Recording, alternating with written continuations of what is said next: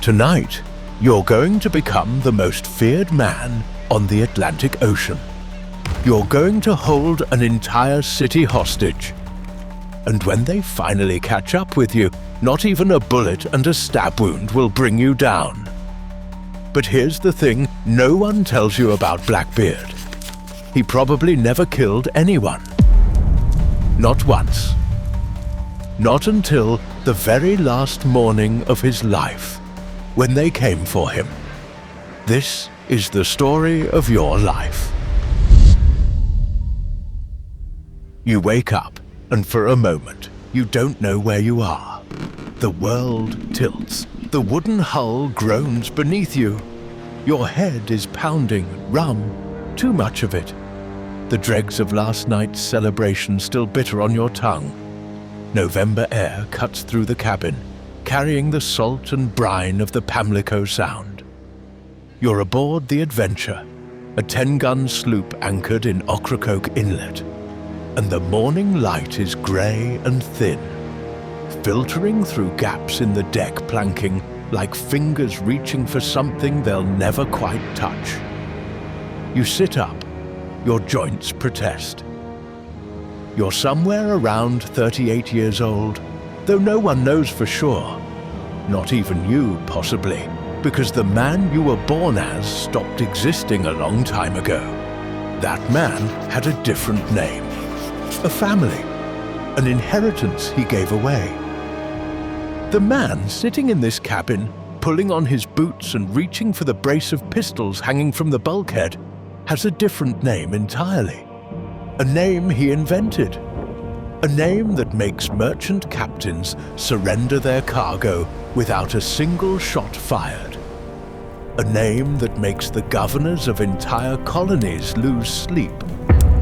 You strap on the pistols, 3 pairs, arranged across your chest, cutlasses at your hip. The beard, long, black, braided, tied with ribbons, frames a face that the author of a book published 6 years from now will describe as something that not even imagination could conjure as a more frightful fury from hell. You step out onto the deck. The air is sharp. Ocracoke Inlet stretches before you in the pale morning light.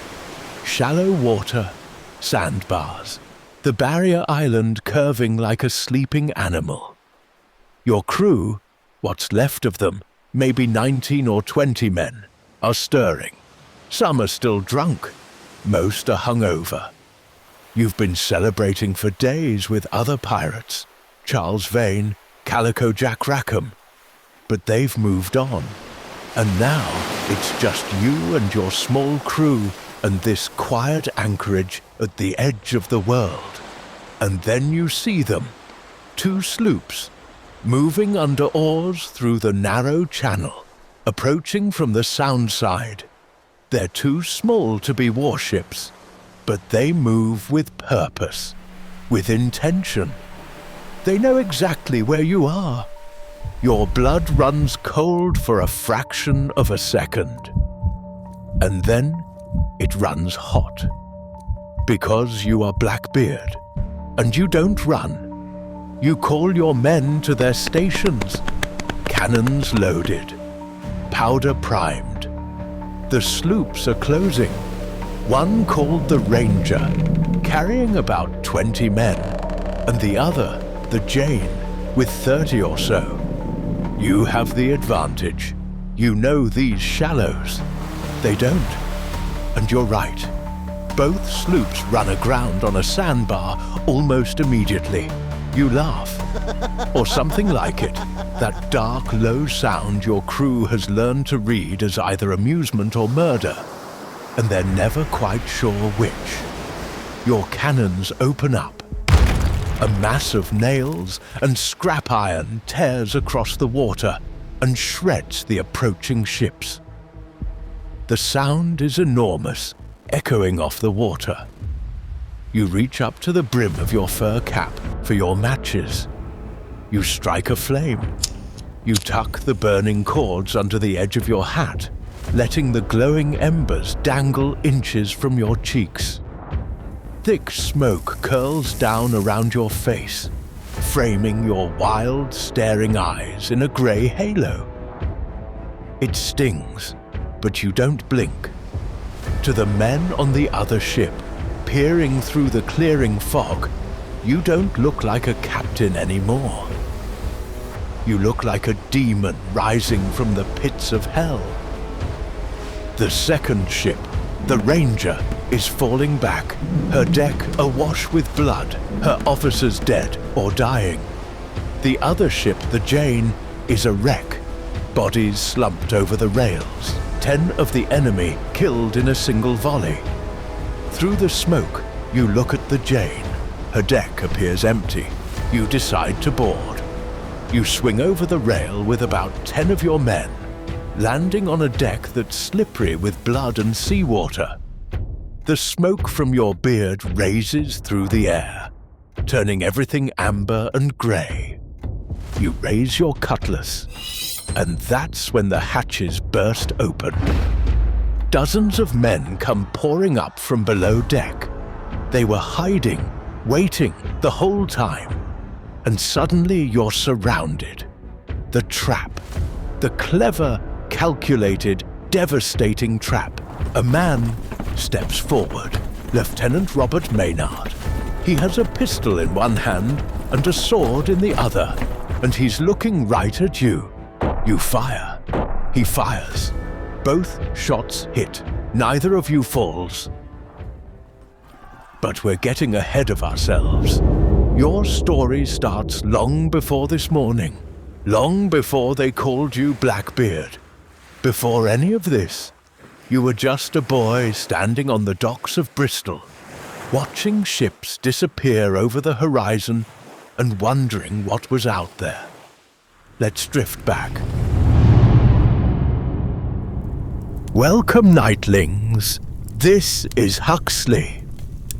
If you like listening or falling asleep to real stories that carry you through history, into the minds of those who shaped the world before us, then this is the place for you.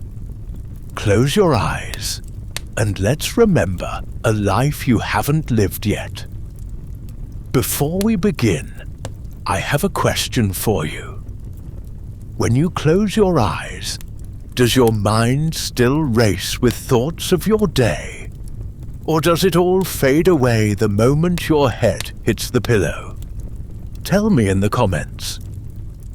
This is your brain when you're struggling to relax. This is your brain when you're struggling to focus. And this is your brain when you're in the zone. But getting in the zone and staying there, that feels more like luck than something you can control.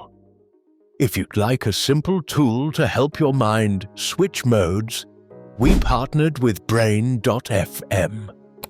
It's music designed for focus, creativity, or sleep. Not just pretty background sound, but audio scientifically engineered to help your brain settle into the state you choose.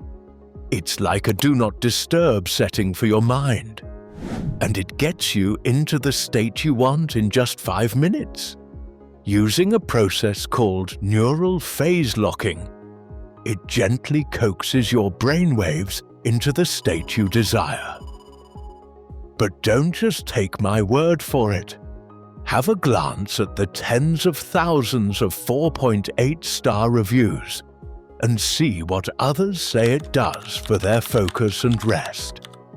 If you'd like to support our channel and your own nightly ritual, click the link in the description below to download it for yourself. Now, let's settle in. Take a breath, a real one. In through the nose. Hold it for just a moment and let it go slowly. Good. One more. In and out. Feel the weight of the day starting to lift. Feel the pillow accepting the shape of your head. Feel the quiet settling in around you like the tide coming in. Gentle, unhurried, inevitable. Close your eyes, let the sounds of the modern world fall away, and let's drift back. You're born around 1680 in Bristol, England. Now, you won't know this yet. Children rarely do. But you've just arrived in the second largest city in the country. Bristol, in the late 17th century, is a roaring, churning engine of maritime commerce. The harbour stretches before you like an open hand, filled with ships of every size and ambition, merchant vessels bound for the African coast, naval frigates preparing for war with France, passenger ships heading to the colonies in Virginia and Jamaica, and places with names that sound like they were invented by someone with a fever dream and a telescope. The docks are a world unto themselves. The air is thick with the smell of tar, hot, black, sticky tar being brushed onto hulls by men whose arms are the colour of the stuff itself. Rope coils everywhere, thick as your arm, smelling of hemp and salt. Crates of tobacco and sugar and indigo are stacked in towers that sway gently when the wind picks up. Sailors move through the chaos with the ease of people who live inside it, calling to each other in languages you don't understand, hauling canvas, checking rigging, spitting over the side of ships with practiced accuracy. You're a boy. You're watching all of this with the kind of wide-eyed fascination that hasn't yet learned to be impressed by anything less than the entire world. And the world, right now, smells like adventure. Here's what we know about your family, which isn't much, because you'll spend the rest of your life making sure nobody connects the boy on these docks to the man on the quarterdeck. Your family is affluent, not nobility, but comfortable, well enough off that you learn to read and write, which is unusual for the era, and which will come in handy later when you need to navigate complex social situations with colonial governors and occasionally forge documents. Historians debate your exact parentage, but the evidence points to a family that valued education and had enough money to provide it. Now, here's the thing about growing up in Bristol in the 1680s. You have options.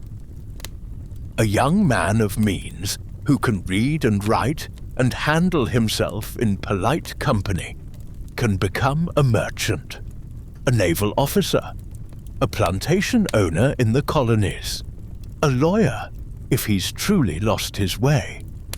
The world is, if not exactly your oyster, at least your moderately promising clam. But you're not looking at the counting houses or the law offices. You're looking at the ships.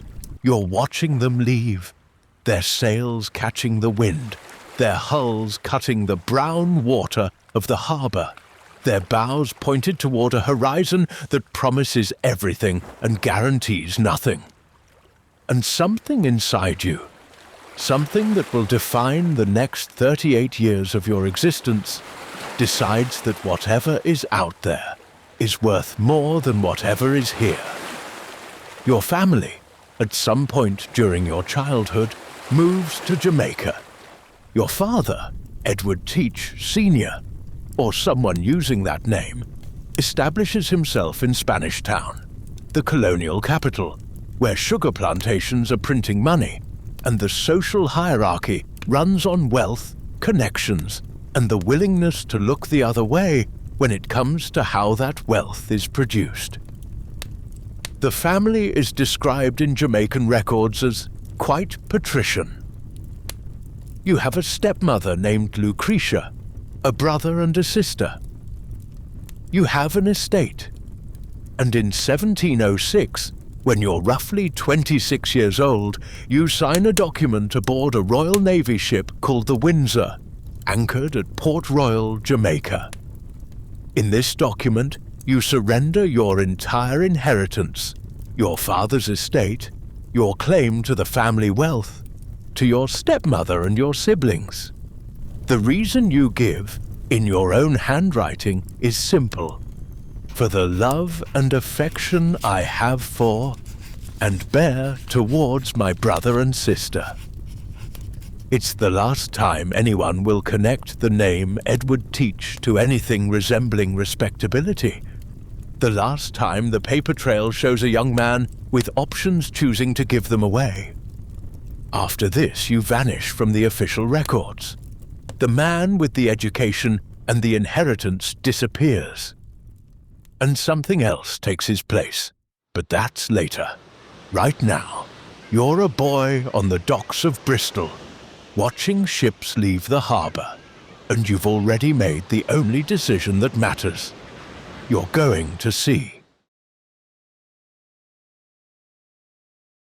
1901, and the world is on fire. Well, not literally on fire, not yet. But the War of the Spanish Succession has just begun. A massive, sprawling, continent-spanning conflict over who gets to sit on the throne of Spain, which sounds like a problem for Spanish people, except that every major European power has decided it's actually their problem too. England, France, Spain, the Holy Roman Empire, the Dutch Republic, everyone has an opinion. And that opinion involves warships. For you, this is the best thing that's ever happened. Because Britain needs sailors. Specifically, Britain needs privateers. Privately owned ships given legal permission to attack enemy vessels. It's piracy essentially with paperwork. You get a letter of marque, which is a fancy document that says the Crown hereby authorizes you to steal from the French and Spanish. And in return, you send a cut of the proceeds back to the government. It's robbery endorsed by the king. It's patriotic larceny. It's the most respectable form of organized theft the world has ever produced, and you are absolutely here for it.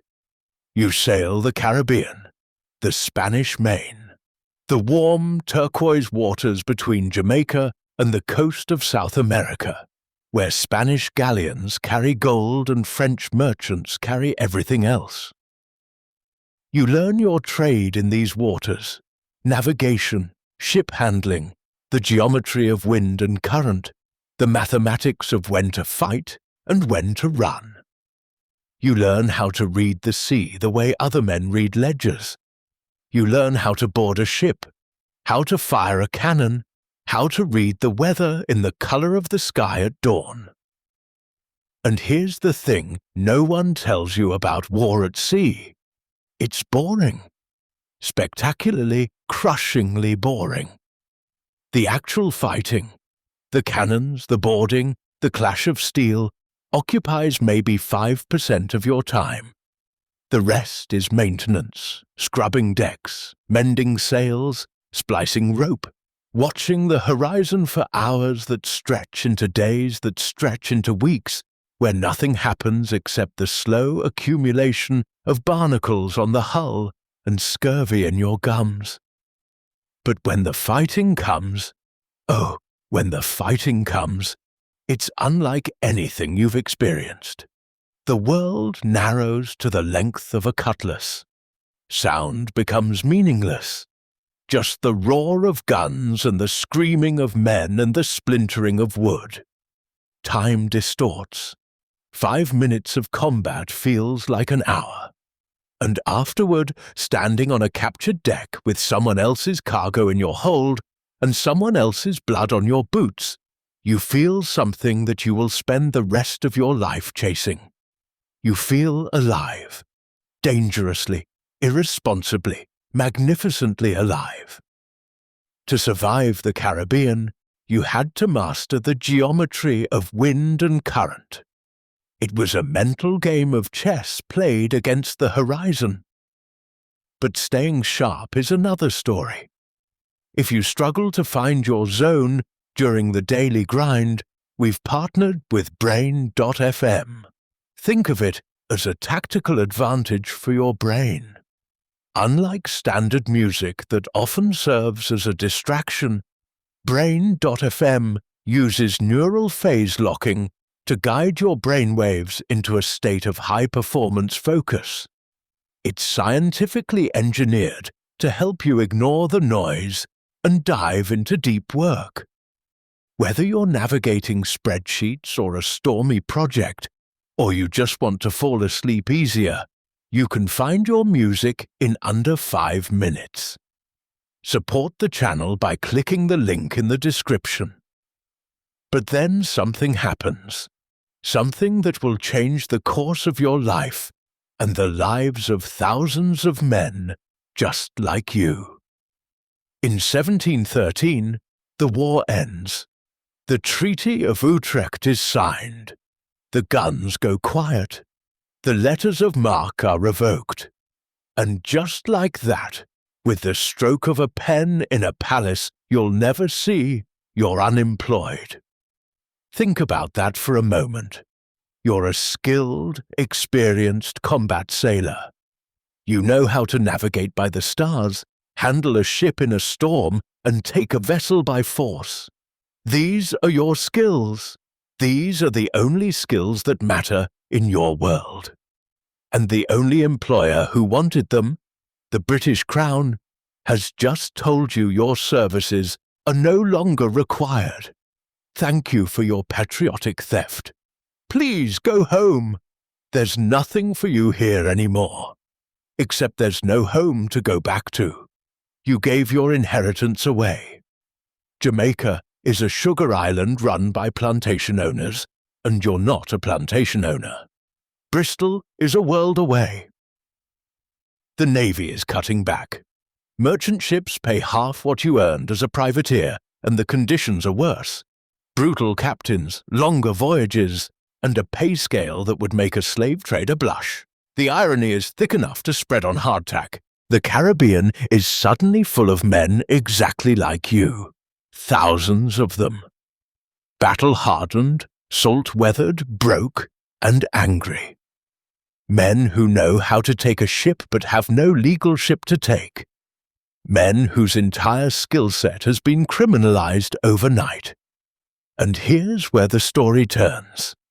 Because you hear about a place, an island, a harbor, a town that sounds too good to be true, and probably is. But what else do you have? Nassau, New Providence, the Republic of Pirates. Nassau sits in the Bahamas like a trap someone forgot to set. Its harbor is perfectly designed for small, fast ships, and perfectly terrible for the Royal Navy's big warships. Too shallow, too narrow, too full of sandbars that would rip the hull off a frigate. The town itself is a collection of shanties, taverns, and a makeshift fort built by pirates, who understood that if you're going to live outside the law, you should probably have walls. By 1713, the place is teeming. Over 1,000 pirates, outnumbering the legitimate inhabitants 10 to 1.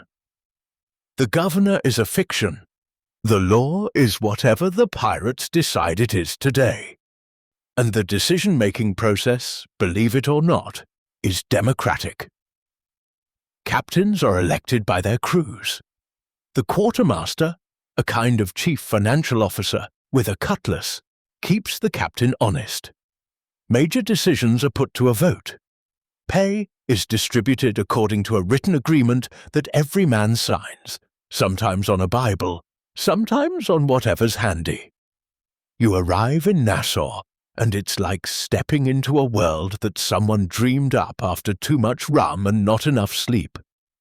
The streets, such as they are, reek of sweat and salt water and cooking fires. Women move through the crowds, some locals, some from the colonies, some whose backgrounds are as carefully hidden as your own. There are gambling dens. There are taverns where the rum never stops flowing, because rum is easier to come by than clean water, and considerably more useful for preventing mutiny. The harbour is a forest of masts, sloops, brigantines, stolen merchant ships flying pirate colours or no colours at all. Men from every corner of the Atlantic wash up here. English, Irish, Scottish, African, Caribbean.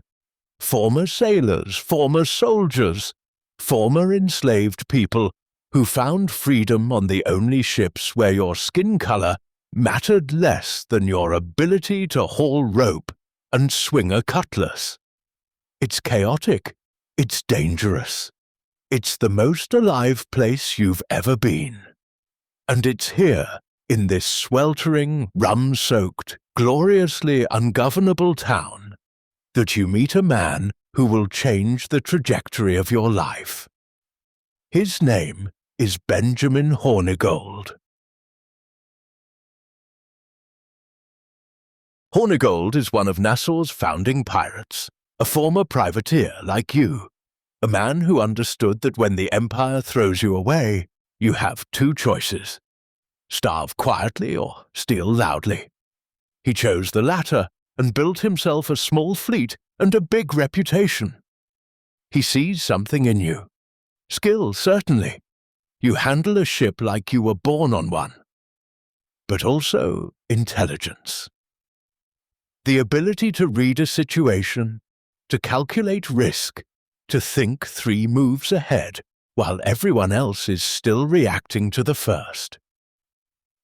Hornigold makes you his lieutenant. He gives you command of a sloop. And together you sail.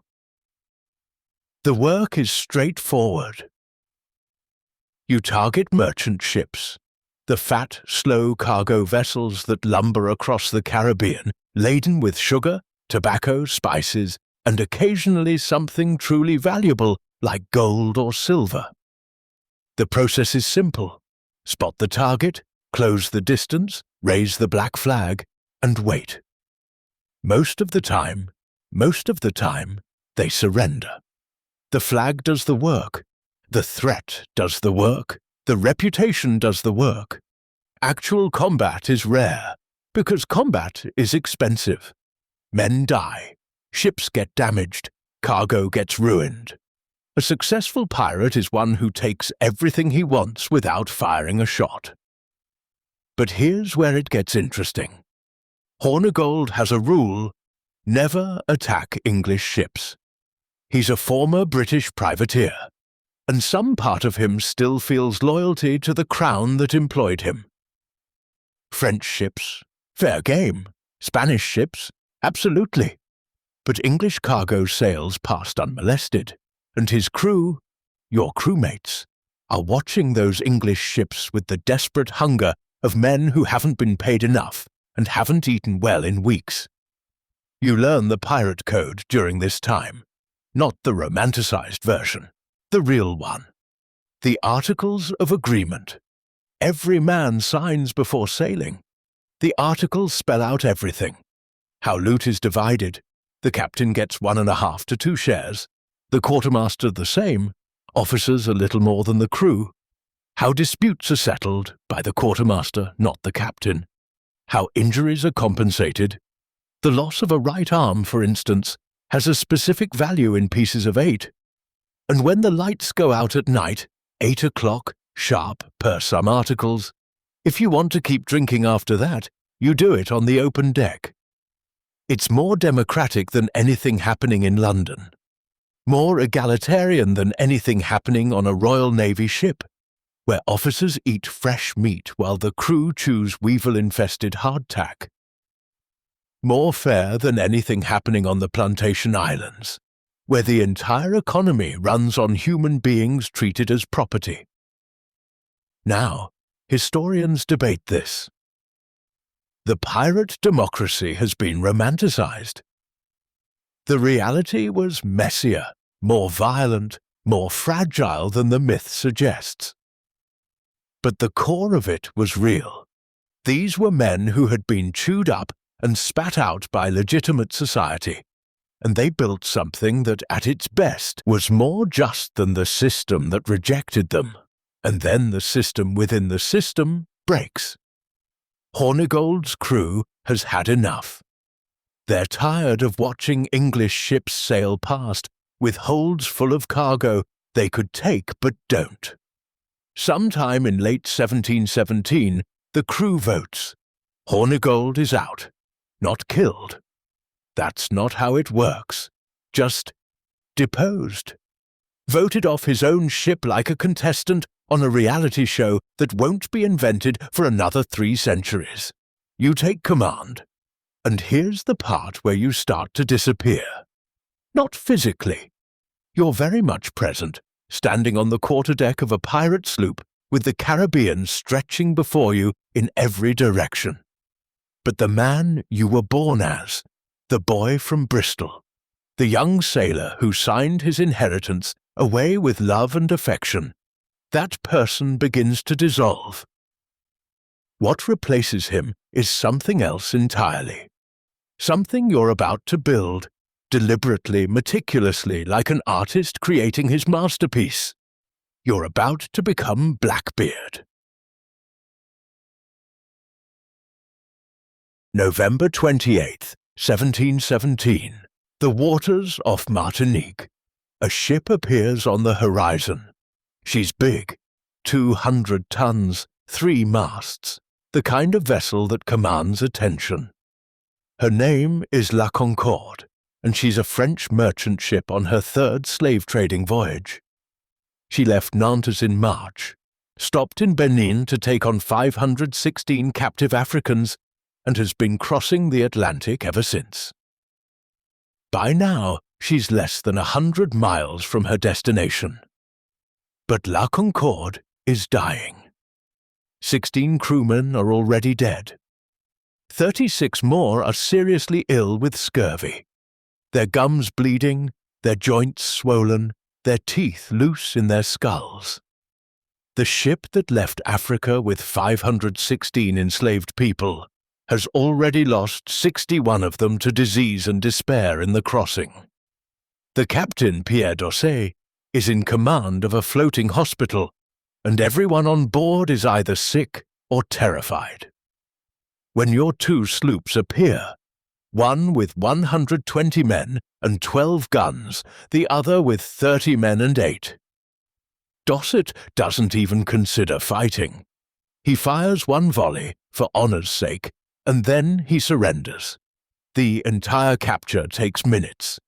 Not because you're particularly ruthless, but because there's nothing left to resist with.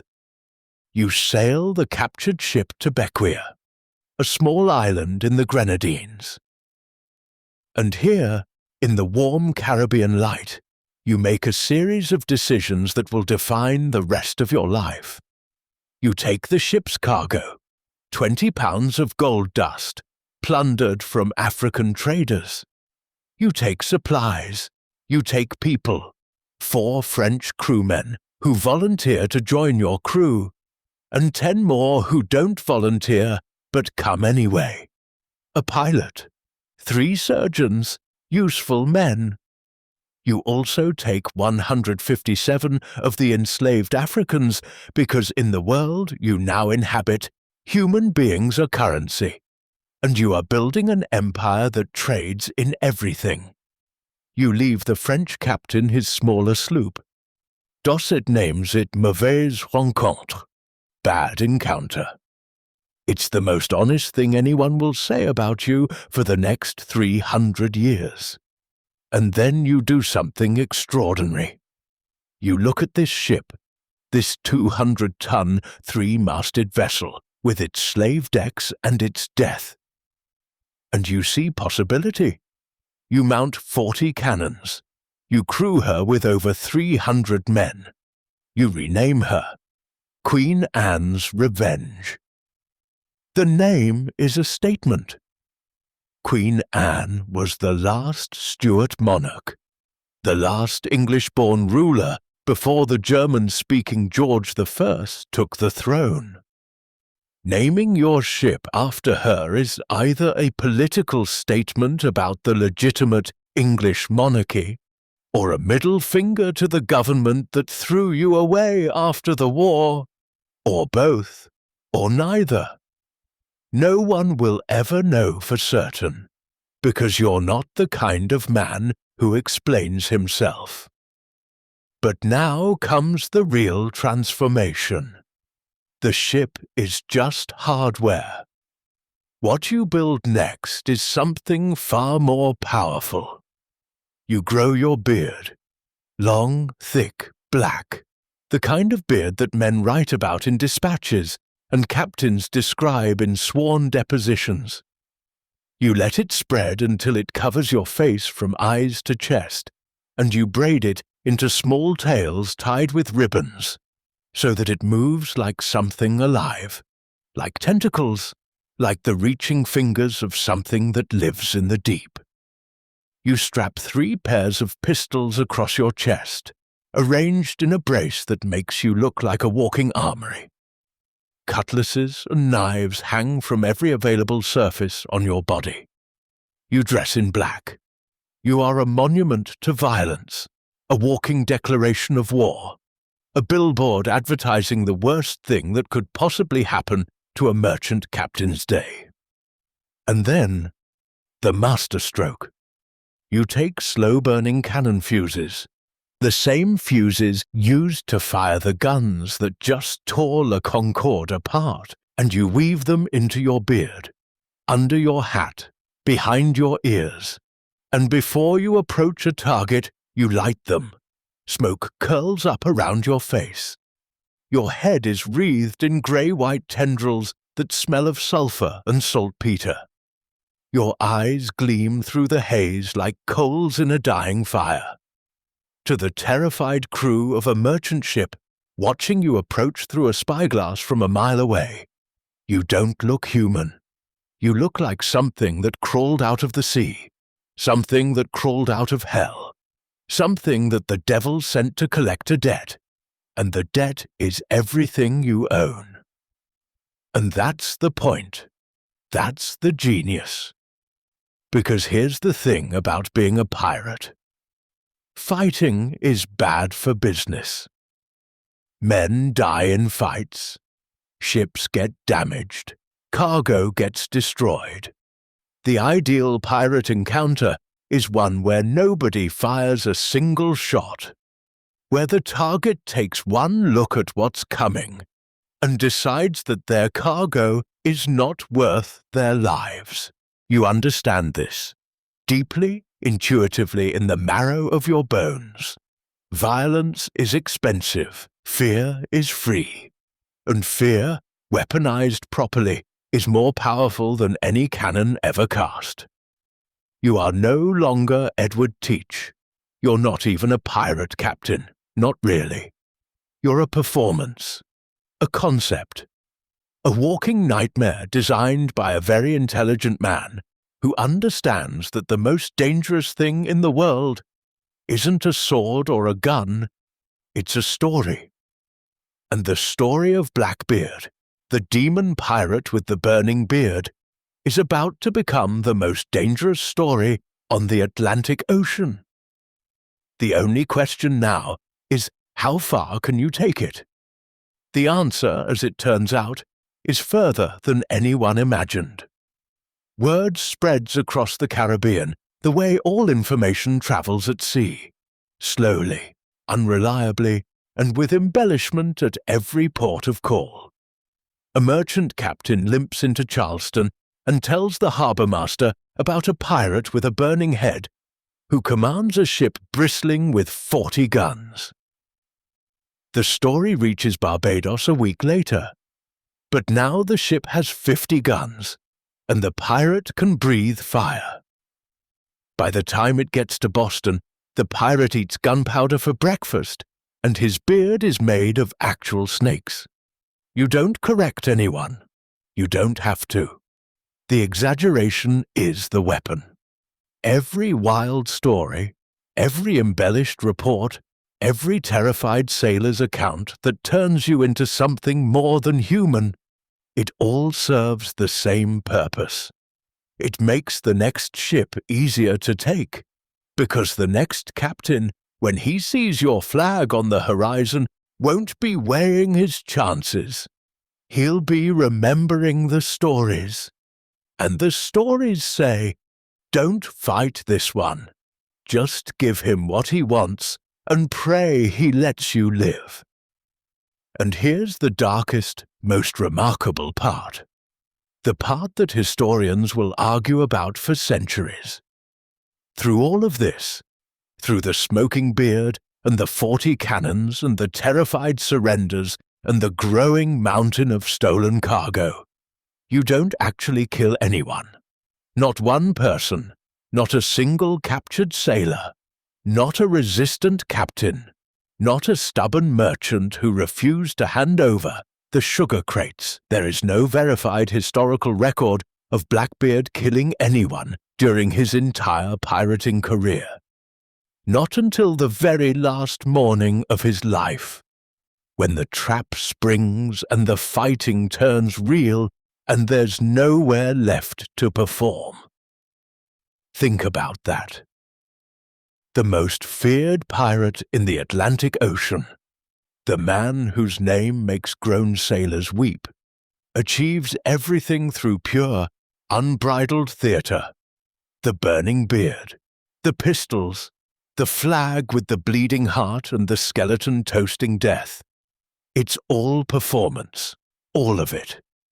The greatest pirate in history is, fundamentally, an actor playing the role of his life. But the role comes with a cost.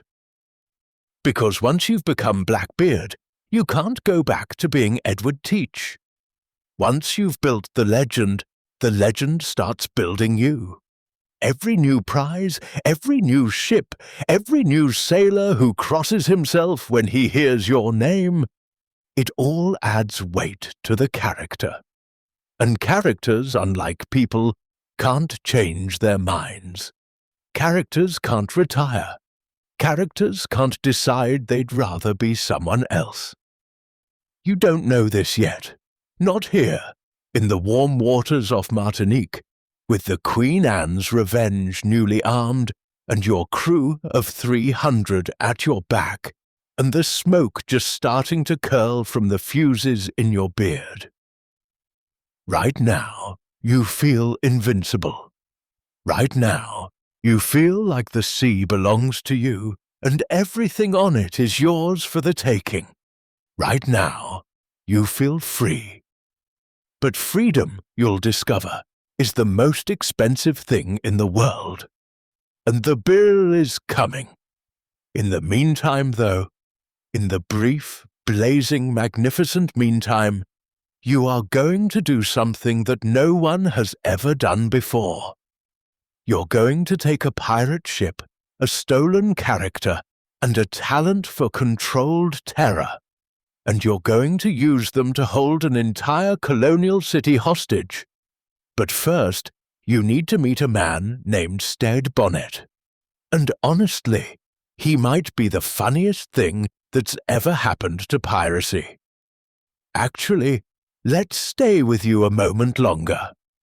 Because right now, in late 1717 and early 1718, you're living the pirate life at its peak, and someone should tell you what that actually looks like. Not the romanticized version, not the Disney version, the real one. Your day starts before dawn. Not by choice, the watch system demands it. 1/3 of your crew is always on duty, which means 2/3 are always trying to sleep in a space not designed for sleeping. The hammocks below deck are slung about 18 inches apart, which means every time the man next to you rolls over, you feel it. The air below deck smells like a brewery that someone left in the sun and then filled with unwashed sailors. Salt, sweat, wood rot, bilge water, and the lingering presence of 300 meals cooked over an open fire in an enclosed space. The food is exactly what you'd expect from a floating kitchen with no refrigeration and no supply chain. Salt pork, when you have it, hardtack. Ship's biscuit, rock hard, and frequently hosting a community of weevils that have better living conditions than you do. Occasionally fish, if someone has the energy to lower a line. The water, stored in wooden barrels, goes flat and stale within weeks, developing a green film that no one discusses and everyone drinks through anyway. Rum, on the other hand, never goes bad, which is why your crew drinks it constantly. Not because they're reckless, but because it's the only thing that tastes the same on day 1 and day 30. Your own relationship with rum is legendary, even among people whose relationship with rum is their primary personality trait. You drink it mixed with gunpowder. You ignite it and swill it while it flames and pops. It's not a health choice. It's another performance, another piece of the character, another detail that gets retold and exaggerated and folded into the myth. Your journal, which will be found after your death, though the original will vanish and only fragments will survive in second-hand accounts. Records a day when the rum ran out. The entry reads like a man watching civilization collapse in real time. Such a day, rum all out. Our company somewhat sober. A damned confusion amongst us rogues are plotting. Great talk of separation. And then, a few entries later, after you capture a ship carrying alcohol, all things went well again. The sea, when you're not fighting or drinking or maintaining the ship, is beautiful. That has to be said. The Caribbean at dawn, when the light hits the water and the sky goes pink and gold and the horizon stretches endlessly in every direction. It's beautiful in a way that makes you understand why people risk everything to be out here. The dolphins that race alongside the hull, the flying fish that launch themselves out of the water like tiny, confused missiles. The stars at night, more stars than anyone on land can imagine, because there are no city lights, no street lamps, nothing between you and the entire universe, except the black water and the gently creaking masts. You're living in that contradiction right now, the most beautiful place on earth, and the most dangerous, the most free you'll ever be, and the most trapped. Because the ocean gives you everything and takes everything, and it does both without warning, without mercy, and without any interest whatsoever in your plans. But you have plans, big ones, and they start with a very unusual gentleman who just sailed into your life. Because here's something that's true about being a pirate that nobody ever mentions. It's lonely. Not physically lonely. You're surrounded by 300 men at all times, which is actually the opposite of lonely and also the opposite of comfortable, but emotionally lonely, spiritually lonely. You can't tell anyone who you really are. You can't talk about your family in Bristol, or your stepmother Lucretia, or the estate you signed away aboard the Windsor. You can't mention your education because educated men don't become pirates. Or at least, that's what everyone assumes. You can't show weakness, or doubt, or uncertainty because the crew elected you and the crew can unelect you with a vote or, if they're feeling less democratic about it, a knife. You carry the character of Blackbeard like armor. And like armor, it protects you, but it also weighs you down, and you can never, ever take it off. Not in front of the crew, not in front of your enemies, not in front of anyone. The smoking beard, the pistols, the theatrical cruelty, it all works. But it only works if it never stops. If you're never seen without it. If the man behind the mask stays hidden so completely that eventually even you might forget he's there. This is the price of being Blackbeard. The price of the most effective pirate strategy in history. You become the most feared man on the ocean. And in exchange, you stop being a man at all. You become a character, a story, a weapon made of smoke and reputation. And weapons, as you're about to find out, tend to attract people who want to use them. In the autumn of 1717, you encounter the most improbable person you've ever met at sea. And in the pirate business, the competition for that title is fierce. His name is Stede Bonnet. He's a moderately wealthy landowner from Barbados. He has a wife, children, a sugar plantation, a comfortable life, and absolutely no business being anywhere near a pirate ship. And yet, here he is, captain of a vessel called the Revenge, which he didn't steal. He bought it, with his own money.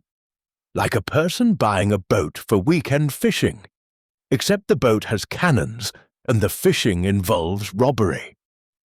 Bonnet is a major in the Barbadian militia. He comes from a prominent English family. He has the kind of background that usually leads to a career in colonial administration or possibly competitive gardening. Why he decided to become a pirate is one of history's genuinely baffling questions. Some accounts suggest he was fleeing a difficult marriage. Others propose a kind of midlife crisis involving salt water and bad decisions. Either way, he bought a ship, hired a crew, armed it with 10 guns, and set sail from Bridgetown in the spring of 1717. And it went, as you might expect, terribly. Bonnet can't sail. This sounds like a significant problem for a ship's captain, and it is. He has no experience on the water, no knowledge of navigation, no understanding of how wind and current interact, and no intuitive sense of when to fight and when to run. His crew, most of whom actually know what they're doing, have noticed this. They are not pleased. By the time Bonnet reaches Nassau, injured, his ship damaged, his crew's confidence in his leadership hovering somewhere around zero, he's essentially a wealthy man in a very expensive boat with no idea how to use it. And then he meets you. Now, you're not a cruel man, at least not in the way the legends suggest. But you are an opportunistic one. You look at Stede Bonnet and you see a ship you want, a crew that's ready to be taken, and a man who's so out of his depth that the depth can't even see him anymore. You suggest, with enormous charm and no subtlety whatsoever, that perhaps a gentleman of his standing would prefer to rest aboard your ship while one of your men handles the tiresome business of actually running his vessel. After all, you explain, command is stressful. The responsibility, the decisions, the constant threat of death. Surely a man of culture would prefer to read, to observe, to enjoy the journey as a guest rather than a labourer. Bonnet agrees, because of course he does. He's been failing at piracy for months, and someone is finally offering him an exit that doesn't involve admitting he failed. You install a henchman named Richards as captain of the Revenge. Bonnet moves aboard your ship. He eats at your table. He sleeps in comfortable quarters. And he commands absolutely nothing.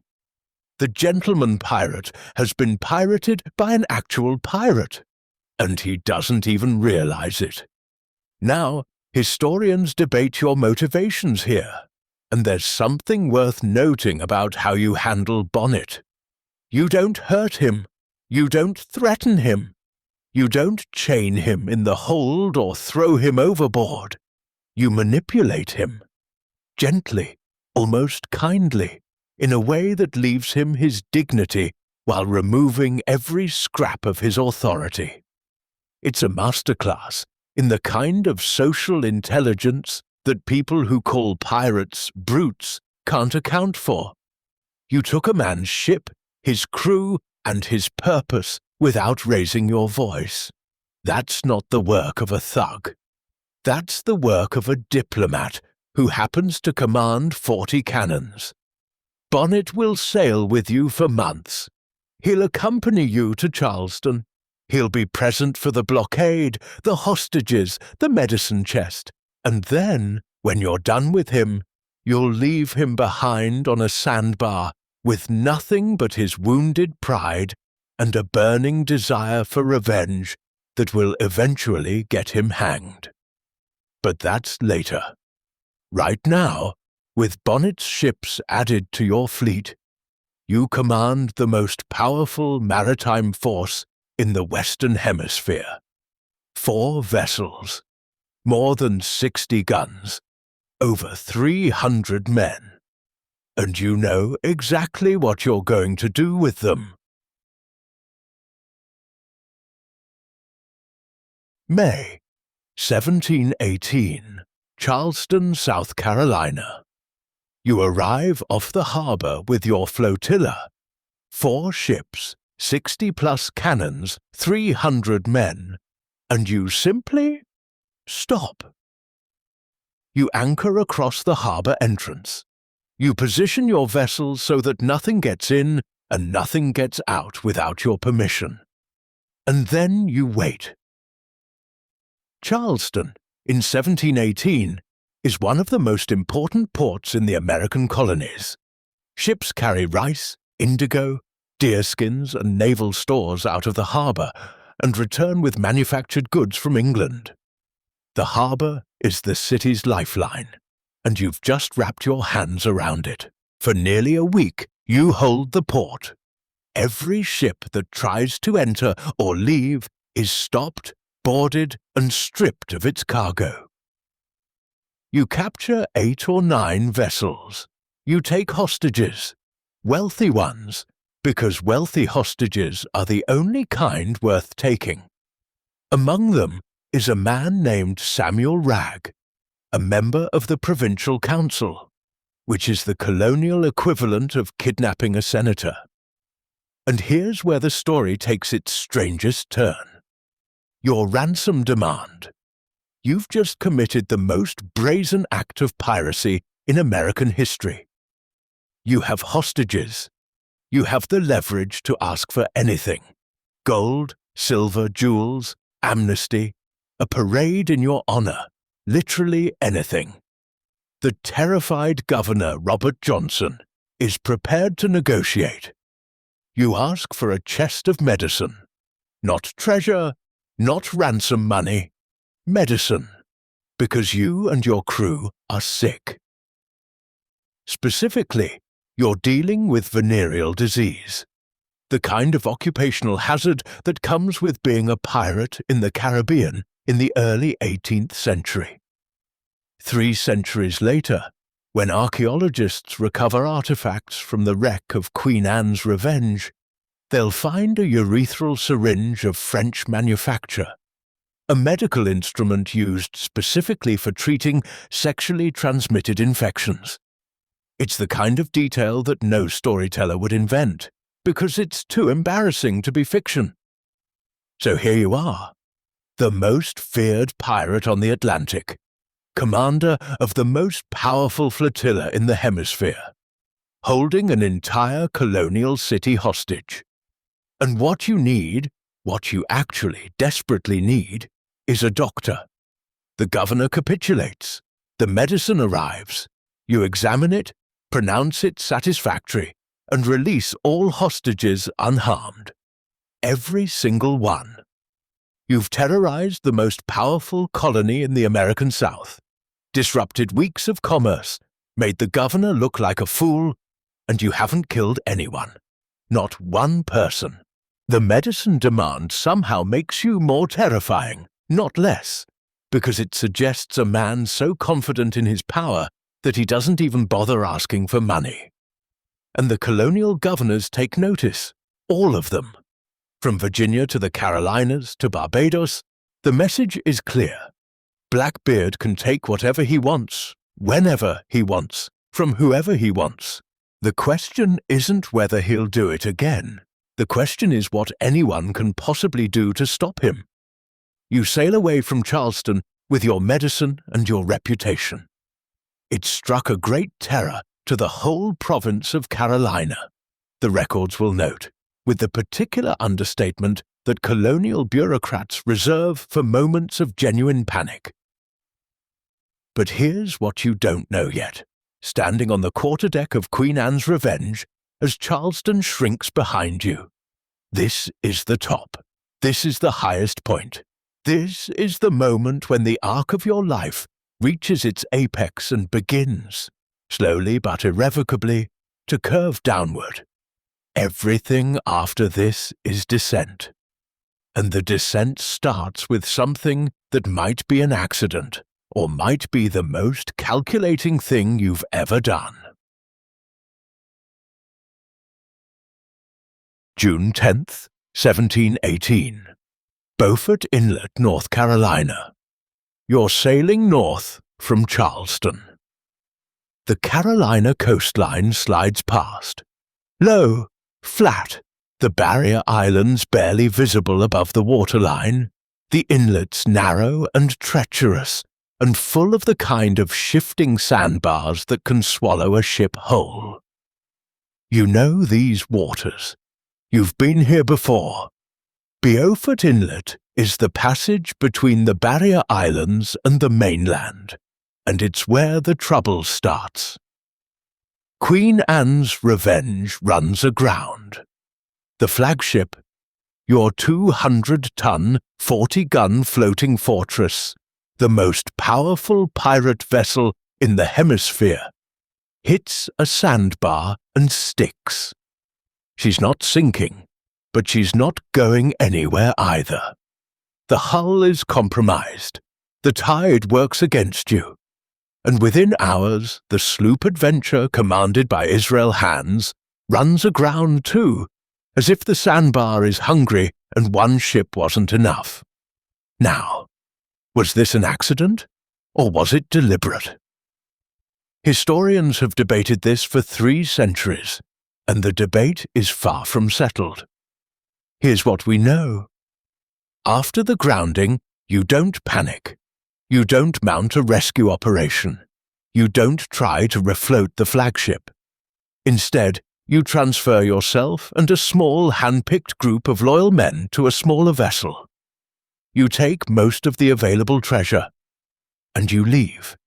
You leave behind several hundred crew members, stranded, on the beach, with very little to show for months of piracy. If this was an accident, it was a spectacularly convenient one. Your fleet had grown too large. More men means more mouths to feed, more shares to divide, more potential mutineers to manage. 300 men on a pirate ship is a logistical nightmare and a political powder keg. With the fleet reduced to a single small sloop and a hand-picked crew, your share of the accumulated treasure increases dramatically. If it was deliberate, and a growing number of historians suspect it was, then it's one of the most ruthlessly brilliant strategic moves in pirate history. You downsized, you shed the dead weight, you kept the core team and the cash, and you marooned the rest on a Carolina beach with nothing but their clothes and their outrage. Among the marooned, Stede Bonnet. The gentleman pirate returns from a short trip to find his ship stripped, his crew scattered, and his friend Blackbeard gone. The betrayal is total. Bonnet will spend the rest of his brief life seeking revenge, taking up piracy again under assumed names, and eventually being captured, tried, and hanged in Charleston. On the gallows, he'll beg for mercy and try to blame Blackbeard for everything. It won't work, but you don't know that yet. What you know is that the fleet is gone, the flagship is gone, and you're sailing north with a smaller crew and a bigger share of the loot. And you're about to do something that nobody, least of all you, expected. You're going to try to stop being Blackbeard. Bath, North Carolina, is not where you'd expect to find the most famous pirate in the world. It's North Carolina's oldest incorporated town, chartered in 1705, and calling it a town is generous. In 1718, Bath is a collection of maybe a dozen wooden buildings clustered on the north shore of Bath Creek, surrounded by swamp, forest, and the lingering memory of the Tuscarora War that devastated the region 7 years earlier.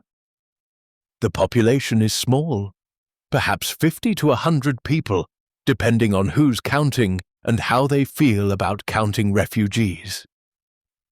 The air smells different here than at sea. Brackish water and marsh grass and wood smoke, and the particular muddy sweetness of a tidal creek at low tide. Mosquitoes own the night. The streets are unpaved. The most impressive building is the governor's house, and impressive is doing a lot of work in that sentence. You arrive in Bath in June 1718, and you present yourself to Governor Charles Eden with a request. You'd like to accept the royal pardon. The pardon is a blanket offer from King George I, extended to any pirate who surrenders before September 5, 1718. It grants full immunity for all piratical acts committed before January 5, 1718. This is important because your piratical acts after January 5th include the blockade of Charleston, which was very much piracy and very much after the deadline. The pardon technically doesn't cover it. Eden grants it anyway. Why? The answer is either practical or corrupt, depending on which historian you ask. The practical version: Eden is the governor of a tiny, impoverished colony that can barely protect itself from Indian attacks, let alone from the most powerful pirate in the Atlantic. Having Blackbeard as an ally, or at least not an enemy, is a survival strategy. The corrupt version: Eden knows that Blackbeard's continued presence means a steady stream of stolen goods flowing through Bath, with a generous cut for the governor and his associates. The truth is probably both. Eden performs your wedding ceremony himself. You marry a local woman. The records are unclear on her identity, though tradition calls her Mary Ormond, reportedly 16 years old. Historian Kevin Duffus disputes even the name, arguing that the Ormond family didn't arrive in Bath until 17 years after your death. But someone married you. Someone stood in a small colonial town in the swampy heat of a Carolina summer and agreed to become the wife of a reformed pirate.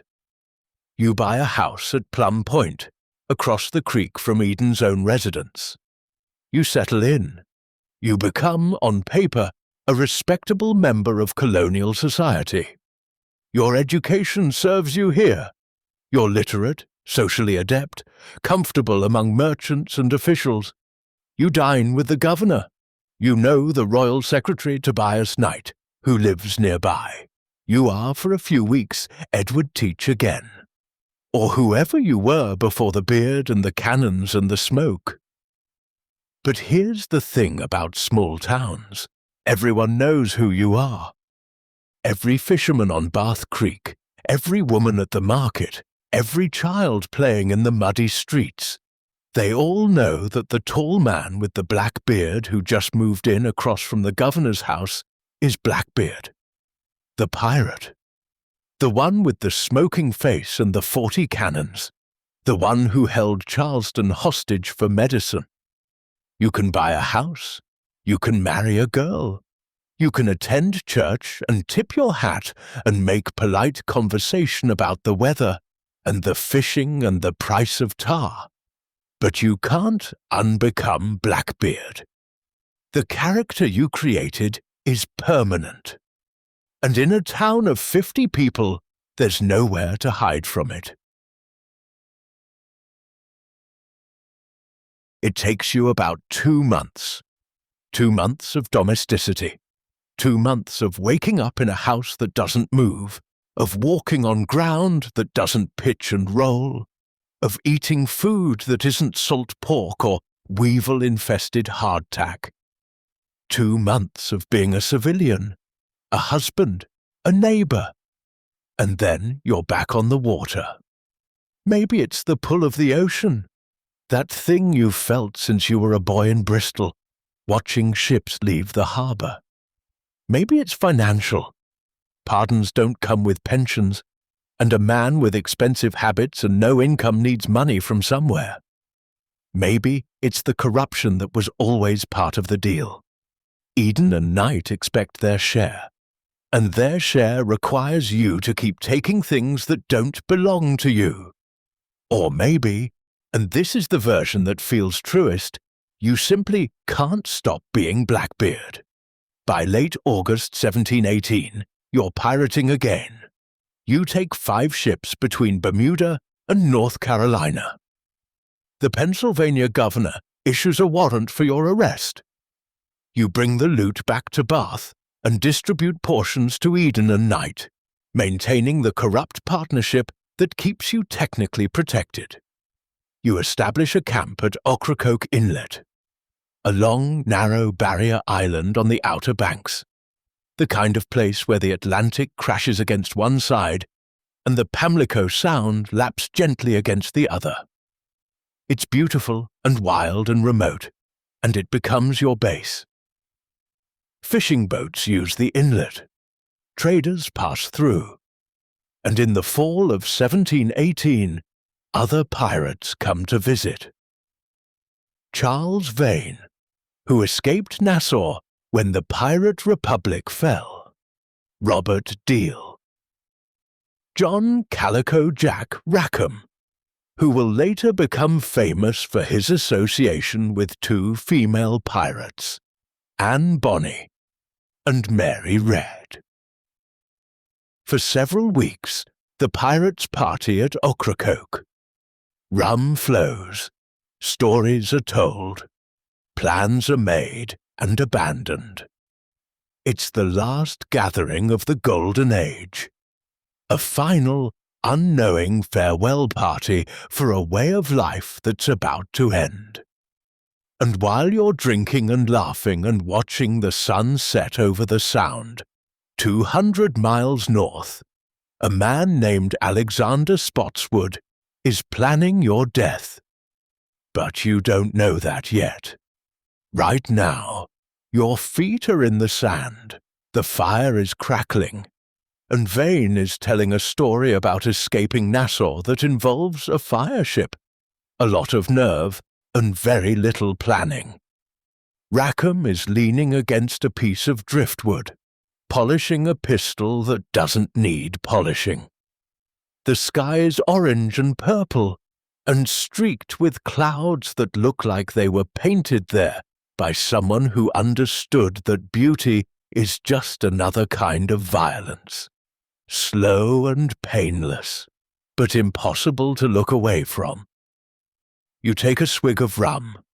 The burn in your throat is familiar, comforting, like an old friend who always shows up whether you invited them or not. Someone is playing a fiddle, badly but with enthusiasm. Someone else is singing, also badly but louder. The fire sends sparks up into the darkening sky, tiny orange stars competing with the real ones that are just starting to appear. This is the life.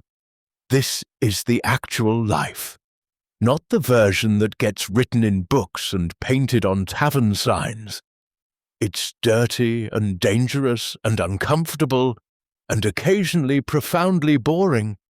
And it's also, at moments like this, the most free you'll ever feel.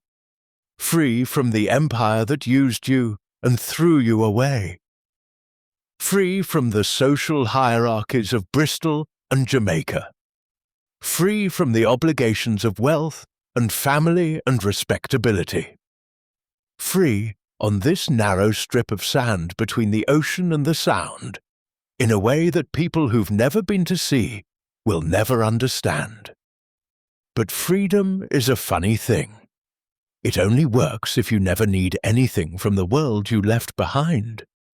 And you need things. You need food. You need supplies. You need a port where you can sell stolen goods without getting arrested. You need Governor Eden's continued protection, which costs a percentage of everything you take. You need the fiction of the pardon to hold, even though everyone knows it doesn't cover your recent activities. Freedom, it turns out, requires infrastructure, and infrastructure requires compromise. And compromise is just another word for the chains you thought you'd left behind. Invisible, lighter, but chains all the same. Israel Hands is here too, or rather, he's not. He's in Bath, recovering from a wound that you gave him. The story of how that happened is one of the most repeated tales in pirate history, and it goes like this. You were drinking in your cabin one night, on the Adventure probably, or perhaps Queen Anne's Revenge, with Hans and another crewman. Without warning, you pulled out a pair of pistols under the table and fired. The shot missed the other man entirely. It hit Hans in the knee. The wound was severe enough to lame him for the rest of his life. When Hans asked you why, a reasonable question under the circumstances, you gave the most Blackbeard answer possible. If he did not now and then kill one of them, they would forget who he was. Now that line has been repeated so many times that it's become almost a parody of itself. But think about what it actually means. It means that the character of Blackbeard, the terrifying, unpredictable, possibly insane pirate captain, requires constant maintenance. The persona isn't self-sustaining. It needs to be fed. It needs fresh acts of violence, or at least fresh acts of unpredictability, to remain believable. Even among your own crew, the people who know you best, who see you every day, who elected you and could depose you. You can't let the mask slip, not even for a moment. Not even among friends. Historian Kevin Duffus has proposed an alternative theory, that Hans wasn't just a random victim of theatrical cruelty, but was actually trying to subvert your authority after losing command of the Adventure in the Beaufort Inlet grounding. In this version, the shooting wasn't theatre, it was discipline, a captain reasserting control over a subordinate who was getting ideas above his station. Either way, the result is the same. Your right-hand man, your second in command, the man who ran your daily operations, is lying in Bath with a shattered knee, and the message is clear. Nobody is safe. Not even the people closest to you. Especially the people closest to you. And that's the deepest irony of your life, isn't it? You built a character designed to make strangers fear you. But the character doesn't stop at the waterline. It bleeds into everything. It infects every relationship. It turns allies into hostages and friends into targets. The burning beard isn't just for merchant captains anymore. It's for everyone. It's for Israel Hands, shot in the knee over a table. It's for Stede Bonnet, stripped of his command and his dignity. It's for the crew, who follow you because the alternative is being on the wrong end of the performance. You built a weapon, and weapons by their nature don't discriminate between friend and enemy. They just fire. There's a moment sitting by the fire at Ocracoke, watching the sparks rise into the night, when you might feel the weight of this. Might feel the accumulated loneliness of a life spent inside a character that won't let you rest, won't let you be honest, won't let you show the kind of vulnerability that human connection requires. You're surrounded by men, but you're alone in a way that has nothing to do with geography. The beard is always burning. The pistols are always loaded. The performance never stops.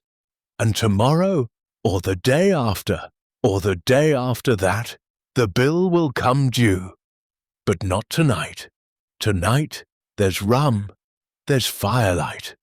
There's the sound of waves and bad fiddle music, and men laughing the way men laugh when they've decided not to think about tomorrow. Tonight is the last good night. Though you don't know it yet, you take another drink. The stars wheel overhead. The fire burns low.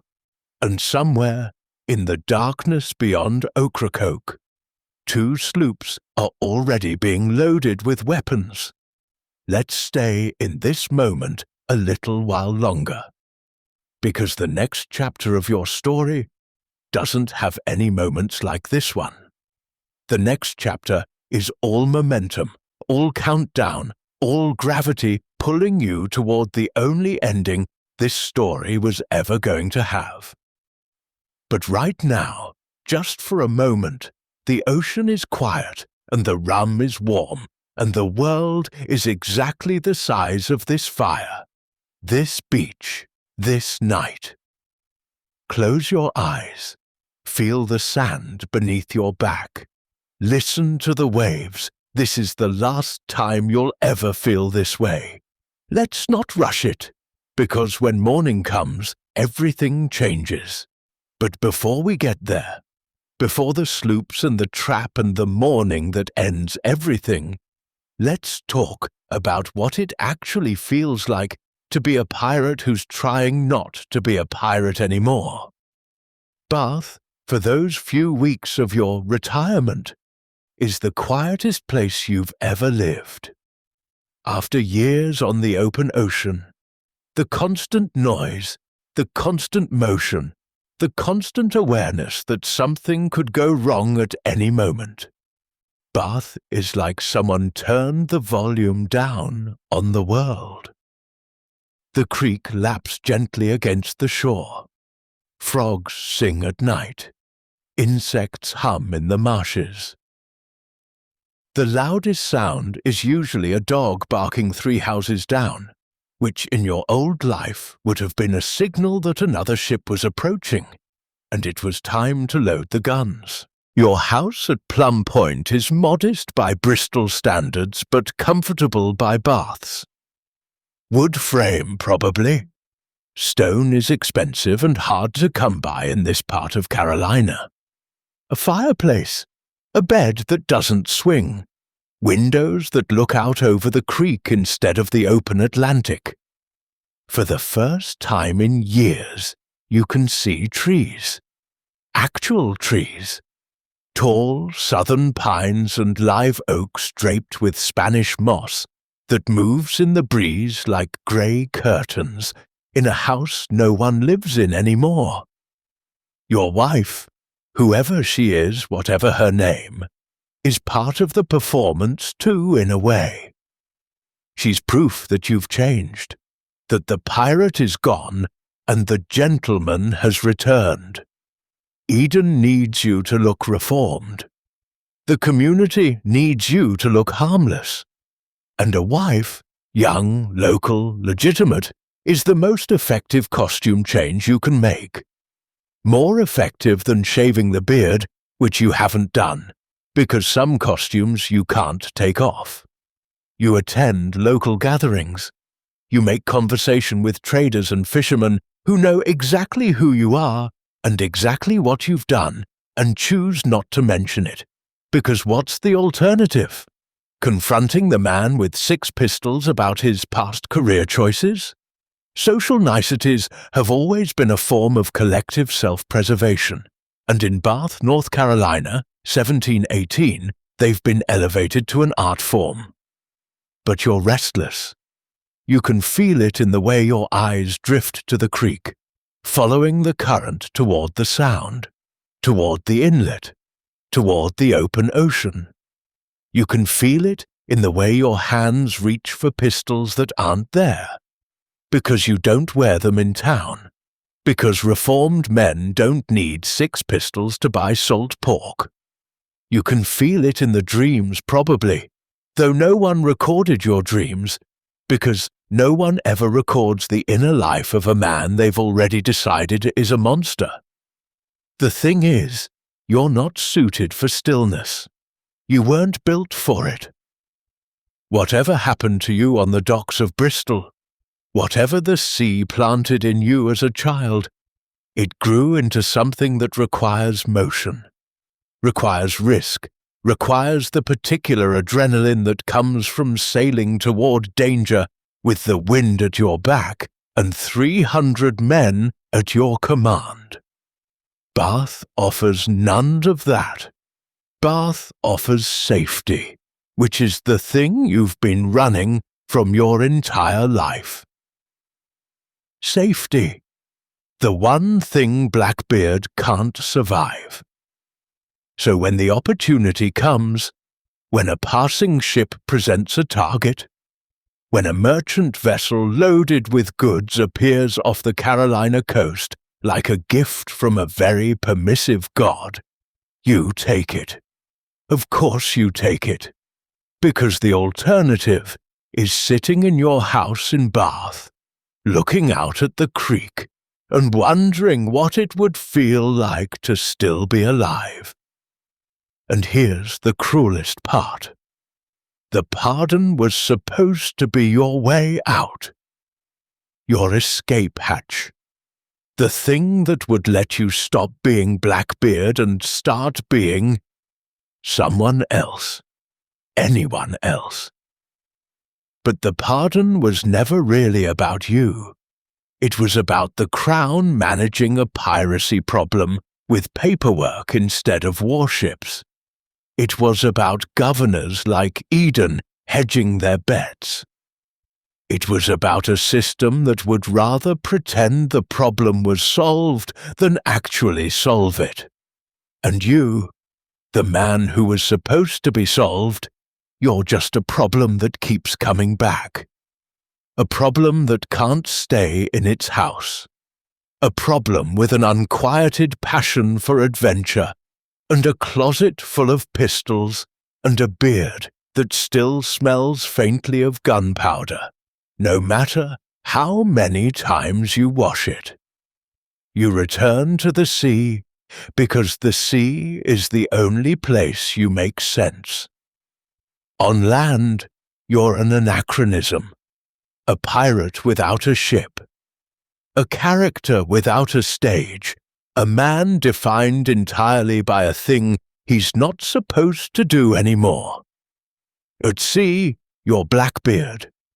And Blackbeard, for all his problems, is at least someone complete, someone who matters. Someone whose existence has a purpose, even if that purpose is terrifying everyone within cannon range. That's the trap, and it closes around you with the gentle certainty of the tide. You can't stay on land because land has no use for you. You can't stay at sea because the sea is slowly killing you. And you can't go back to being the boy on the docks, because that boy disappeared a long time ago. Along with the name and the family and the estate, he signed away for love and affection. You're caught between the man you were, the character you built, and the person you can't become. And there's no version of this story where you escape. There's only the question of how it ends. The trouble with wearing a mask as well as Blackbeard did is that you eventually forget how to take it off. His mind was always on, calculating the next move, maintaining the myth, never quite finding the silence. If you find that your own mind has a Blackbeard problem, a persona that won't stop planning, worrying, or replaying the day when the lights go out, Brain.fm can help you find the off switch. Their sleep audio isn't just background noise. It's a rhythmic signal that gently coaxes your brain from the high-frequency, alert mode of the day into the deep, restorative delta waves of sleep. It's like a quiet tide coming in to wash away the stress of the character you had to play all day. Give your mind the rest it deserves by clicking the link below, and it ends at Ocracoke.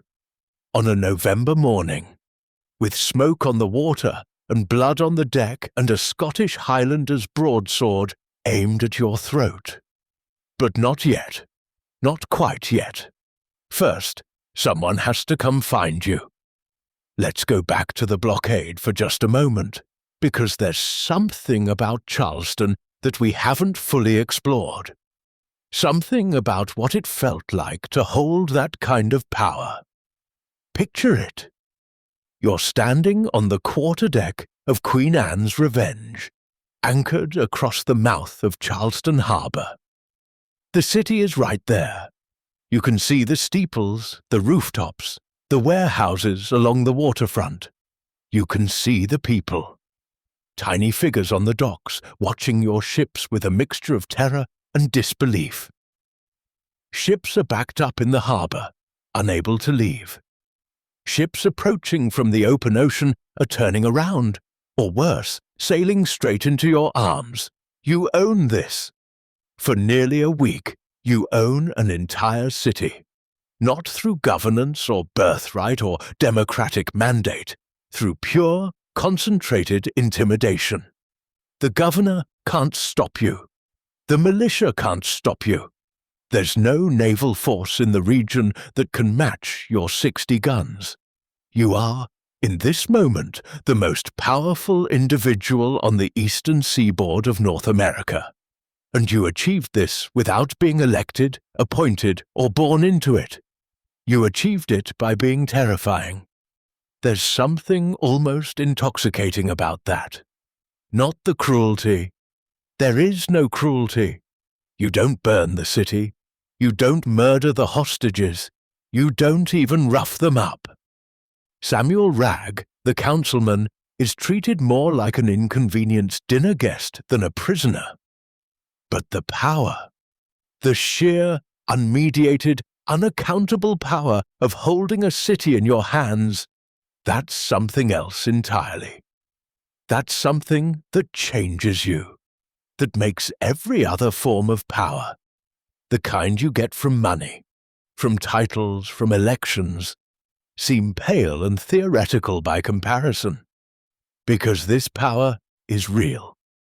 It's right here, in the 60 cannons pointed at the harbour mouth, and the 300 men who'll do whatever you say. It's real in a way that a merchant's ledger or a governor's commission or a king's pardon will never be. And once you've tasted it, once you've felt what it's like to hold an entire city hostage with nothing but a ship and a reputation, how do you go back to being ordinary? You can't. That's the answer. You can't. And maybe that's why Bath failed.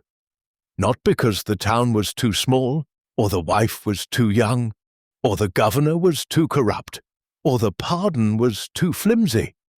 Maybe Bath failed because after Charleston, after standing on that quarterdeck and watching an entire colony tremble, nothing else was ever going to be enough. No house, no wife, no respectable career, no amount of Sunday services and polite conversation and pretending you're someone you're not. After Charleston, the only thing that could satisfy you was the sea. And the sea, as it always does, was waiting. Let it carry you now. Let the tide pull you gently forward toward the last few chapters of your story. The waves know the way. They always have. Close your eyes and feel the current beneath you, steady and patient and as old as the world itself. The water doesn't judge. The water doesn't care about pardons or pirates or the things you've done. The water just moves and you move with it. And for a little while longer, that's enough. Breathe in. The salt air fills your lungs. Breathe out. Let the weight settle. The night is still. The waves are gentle. And somewhere ahead, in the grey light of a November morning, the story is waiting to finish itself. Alexander Spotswood is the kind of man who takes other people's problems personally. He's the Lieutenant Governor of Virginia, technically the deputy, but the actual governor lives in England and never visits. So Spotswood runs the colony with the energy of a man who's been given a job title that doesn't match his ambition. He's efficient, he's ruthless. He's the kind of colonial administrator who sees a pirate camped on a barrier island 200 miles south and thinks, that's my problem, and I'm going to solve it with warships. Now, it's worth pausing here to note that you are not, strictly speaking, Spotswood's problem. You're operating in North Carolina waters. You have a pardon from North Carolina's governor. Your crimes, such as they are committed in North Carolina's jurisdiction.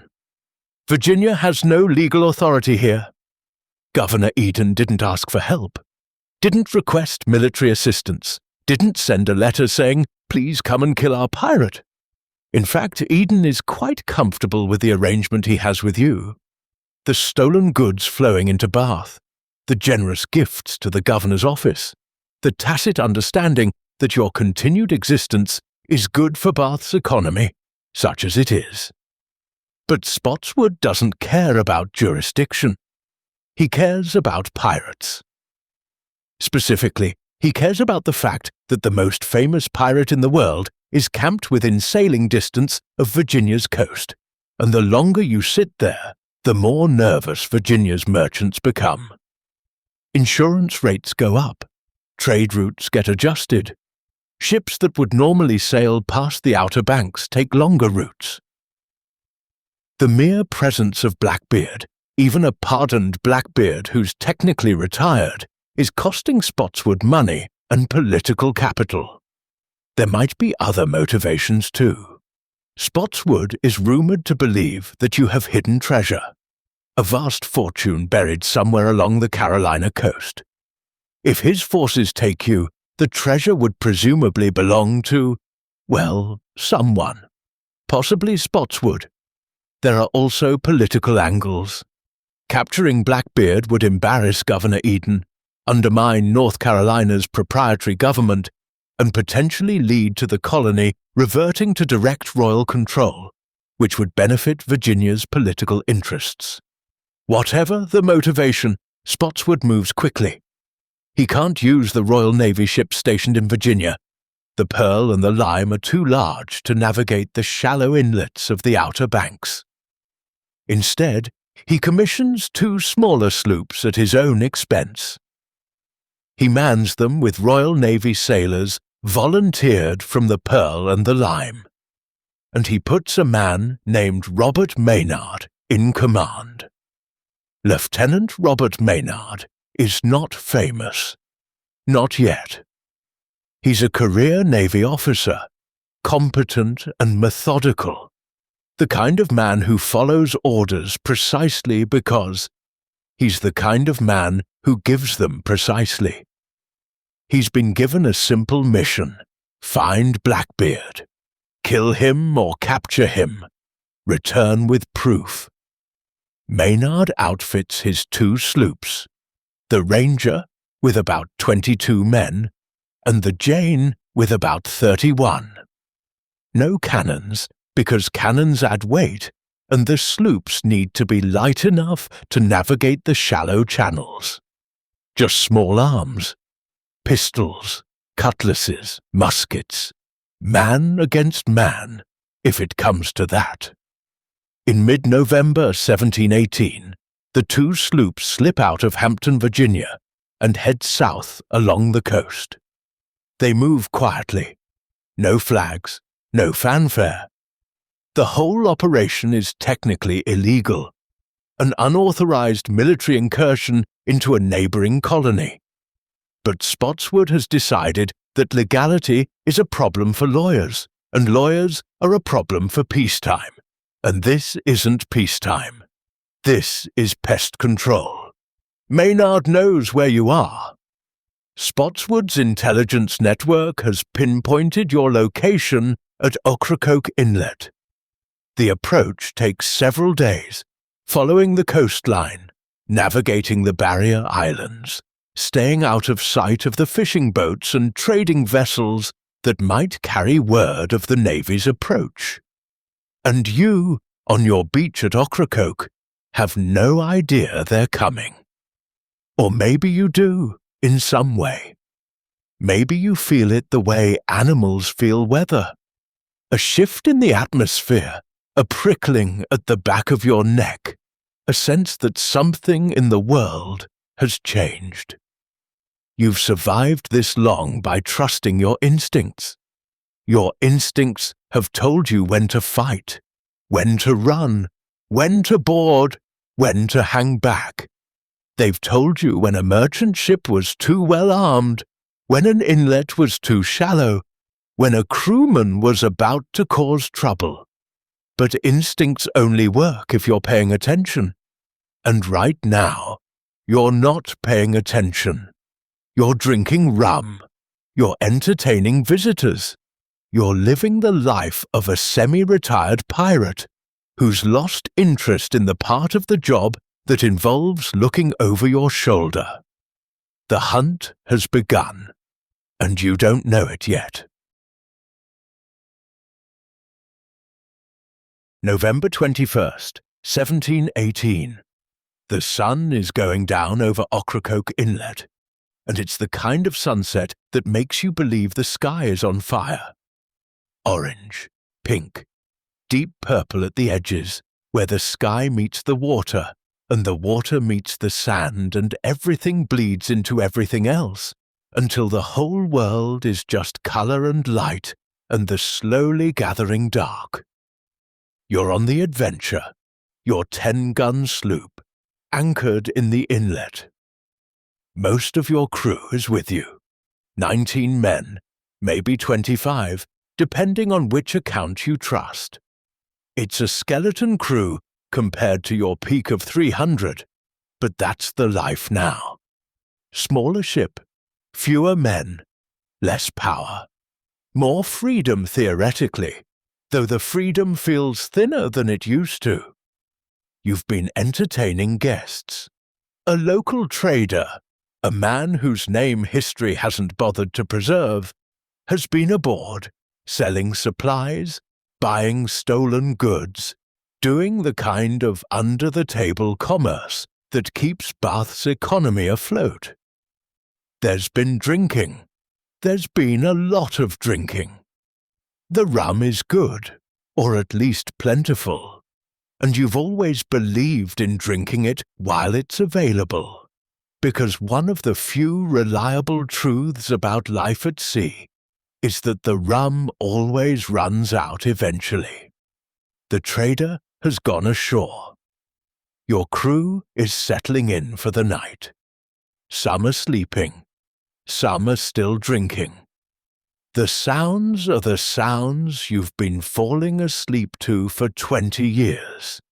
The creak of wood, the slap of water against the hull, the distant cry of a gull or a tern or whatever bird is confused enough to be awake at this hour. You don't know that Maynard's sloops are less than a mile away. They've entered the channel from the sound side, moving slowly, carefully, using the failing light to mask their approach. They can see your mast, a dark line against the dying sky, but they can't get closer. The inlet is treacherous in daylight. In the dark, with sandbars shifting beneath the surface like buried knives, it would be suicide. Maynard anchors for the night. He'll attack at dawn, and you go to sleep. Or you try to. The hammock sways gently with the motion of the sloop. The air is cold, but not bitter. November on the Outer Banks, the last gasp of autumn before the winter winds come in earnest. Through the porthole, if there is one, you can see stars. The same stars you've been watching since Bristol, since Jamaica. Since the first night you ever spent on a ship and looked up and realized that the sky at sea is bigger than the sky on land, because there's nothing between you and infinity except the darkness and the gently moving water. This is your last night on Earth. But you don't know that. If you did, would you do anything different? Would you stay awake, watching the stars, counting the years, trying to remember the name of the boy who stood on the Bristol docks and chose the sea? Would you write something? A letter? A journal entry? A final word to someone who might remember you as something other than the monster with the burning beard? Probably not. You're not a man given to reflection. You're a man given to action, to doing, to taking, to the immediate and the tangible. The sea has taught you that the future is a luxury, that the only time that matters is right now. And right now, the rum is warm in your belly, and the hammock is comfortable, and the morning is 1,000 years away. Sleep comes. The water rocks you gently, as it always has, as it always will, indifferent to what tomorrow brings. Dawn, November the 22nd, 1718. The light comes slowly to Ocracoke Inlet. First grey, then silver, then the pale gold of a winter sunrise that barely has the energy to clear the horizon. The water is calm. The wind is almost non-existent, barely enough to stir the pennants, let alone fill a sail. The air smells like salt and marsh grass, and the particular cold sharpness of early morning on the coast. You're awake, head pounding. The rum from last night has left its calling card. A dull throb behind your eyes, a sourness in your throat, a heaviness in your limbs that makes the simple act of standing feel like a political statement against gravity.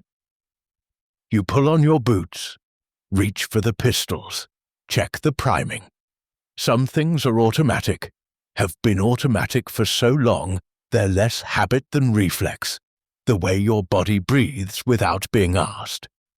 And then someone shouts from the deck. Sails. 2 of them. Coming through the channel from the sound side, moving under oars because the wind is dead. They're small. Sloops like your own, but unfamiliar. No flags, no identification. Just 2 anonymous vessels working their way through the shoals with the determined, unhurried pace of something that knows exactly where it's going. You know what this is? You know it the way a deer knows a wolf, the way a sailor knows a storm, not through logic, but through something older, something that lives in the space between thought and instinct. This is the end of something. This is the thing you've been waiting for without knowing you were waiting for it. You don't run. The thought probably doesn't even cross your mind. Running requires a place to run to, and you've spent your whole life running. From Bristol, from Jamaica, from the Navy, from the law, from the pardon that was supposed to save you and didn't. There's nowhere left. This sandbar, this inlet, this cold November morning, this is where the running stops. You call your crew to battle stations. Men stumble up from below, bleary-eyed, fumbling with weapons. The adventure's cannons are loaded, grape shot, nails, scrap iron, the kind of improvised ammunition designed not to punch holes in ships, but to shred the people standing on them. You have maybe 8 guns. The approaching sloops appear to have none, which should make you feel better, but doesn't. Because men who bring no cannons to a gunfight either have something else planned or are too stupid to worry about. The sloops enter the channel. Both of them, the Ranger and the Jane, are threading through the sandbars with the careful probing advance of a surgeon looking for a vein. And then, almost simultaneously, both run aground. The sandbars have claimed them. Both sloops are stuck, their hulls grinding against the sand, their crews working frantically to push off with oars and poles. They're sitting ducks. Motionless targets in a narrow channel with your 8 guns pointing right at them. This is the moment.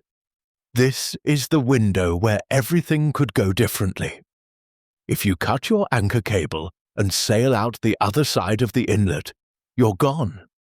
Into the open ocean where no sloop can catch you and no lieutenant can find you. The Outer Banks stretch for 100 miles in both directions, barrier islands and inlets and hiding places that could swallow a ship whole. You could disappear. You've done it before. But you don't. Because you're Blackbeard. And Blackbeard doesn't run. Your cannons fire. The broadside tears across the water with a sound that splits the morning in half. Grape shot.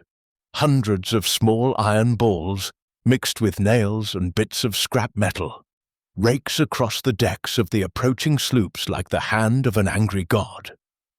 On the Jane, the carnage is immediate. Men crumple. Blood sprays across the deck. The sloop's boatswain is killed. The midshipman on the Ranger, Henry Hyde, drops where he stands. In a single volley, you've killed roughly a third of the attacking force. The smoke hangs in the still air, thick, white, acrid, with the smell of burned powder. Through it you can see the Ranger pulling back, her crew too damaged to continue. And the Jane is drifting, freed from the sandbar by the tide or by the frantic efforts of her crew. But she looks dead. Her deck is covered with bodies. No one seems to be moving. You watch for a moment. The smoke curls and eddies. The morning is quiet. That particular quiet that follows a broadside, when the echo fades and the world holds its breath, and the only sound is the gentle lap of water against the hull and the distant soft moaning of wounded men. The Jane's deck appears empty. You make your decision. You're going to board her. You're going to climb aboard that blood-soaked deck, finish whatever's left of the fight, and sail away. Because that's what you do. That's what you've always done. You board, you take, you win. You shout the order. Your men, about 10 of them, the ones who are armed and ready and sober enough to swing a cutlass, gather at the rail. Grappling hooks fly across the gap between the ships. The ropes pull taut. The Adventure and the Jane grind together with a sound like bones breaking. You step across. The deck is slippery with blood. Bodies lie where they fell, contorted, still, the specific stillness of men who will never move again. The smoke is thinner here, dissipating in the weak morning light. You can see the whole length of the Jane. The shattered rail, the splintered mast, the dark stains spreading across the planking like spilled wine. It looks like victory. And then the hatches open. They come from everywhere. Below deck, where they've been hiding, crouching in the dark, listening to the cannon fire, listening to the screams of their crewmates above, waiting with pistols cocked and cutlasses drawn for the sound of pirate boots on the deck planking. Maynard's plan was brilliant in its simplicity. He knew he was outgunned. He knew Blackbeard's cannons would devastate any frontal approach. So he gambled. He ordered his surviving men below deck. After the broadside, leaving the deck looking empty, looking defeated, looking like a ship that had already lost. Bait. And you took it. Now dozens of men are pouring up through the hatches, appearing from nowhere, materializing out of the ship's interior like something from a nightmare where the walls start moving. The surprise is total. Your 10 men are suddenly surrounded, outnumbered, caught in the open on a deck they don't know, fighting an enemy they thought was dead. The combat is immediate and savage. No formations, no strategy, no time for anything except the pure animal calculus of survival. Swing, dodge, fire, block. Find the next threat. Stay alive for one more second. Cutlasses clash with a sound that carries across the water. Pistols crack. Men shout. Curses, orders, wordless screams that are older than language. And you find yourself face to face with Robert Maynard. He's shorter than you, probably. Most people are. But he's steady. Steady in the way that career military men are steady. The steadiness that comes from years of following orders and knowing exactly what you're supposed to do in any given situation. And what he's supposed to do right now is kill you. You both fire your pistols at nearly the same moment. Both shots hit. The impact staggers you. A punch of hot metal somewhere in your body. The kind of wound that you can feel but can't process. Because processing requires time, and time is the one thing this fight doesn't have. Maynard is hit too, but he keeps coming. Swords now. Your cutlass meets his blade with a force that sends shockwaves up your arm. You're stronger. You've always been stronger. And Maynard's sword snaps under the blow, the blade shearing clean. He's disarmed, defenseless. One swing of your cutlass, and it's over. But you don't get that swing. A man appears at your side. A Scottish Highlander. One of Maynard's crew. A man whose name history has mostly forgotten, but whose actions history will never forget. He's carrying a broadsword, the kind of massive, two-handed weapon that Scottish soldiers have been using to settle arguments for centuries. The first blow catches you across the neck. The world tilts. Pain. Enormous, blinding, the kind of pain that short-circuits thought and replaces it with pure animal alarm. Blood. Your blood. A lot of it. The cut is deep but not fatal. Not yet. You are, by this point, a catalogue of injuries. 5 gunshot wounds. From Maynard's pistol, from other pistols fired in the chaos, from a musket shot that found you in the smoke. 20 stab wounds and counting. Cutlass slashes across your arms, your torso, your legs, delivered by men who are fighting for their lives against a man who simply will not fall. You say something. The last words anyone will remember you speaking. Accounts vary, as accounts always do when the only witnesses are men in the process of trying to kill each other. The most commonly reported version, you look at the Highlander, the man who just opened your throat with a broadsword, and you say, "Well done, lad." Whether that's real or legend is impossible to know, but it sounds like you. It sounds like a man who spent his entire career appreciating good performance, and who, in his final moments, can't help acknowledging one more. The second blow takes your head. The fighting stops. It stops the way all fights stop when the leader falls, suddenly, completely, as if someone pulled a plug on the violence and it all drained away at once. Your crew sees your headless body drop to the deck, and whatever fight was left in them evaporates. Some surrender. Some are cut down where they stand. The battle that lasted 6 minutes, 6 terrible, eternal, impossibly compressed minutes, is over. The statistics are brutal. 10 of your men are dead, including you. 16 are captured.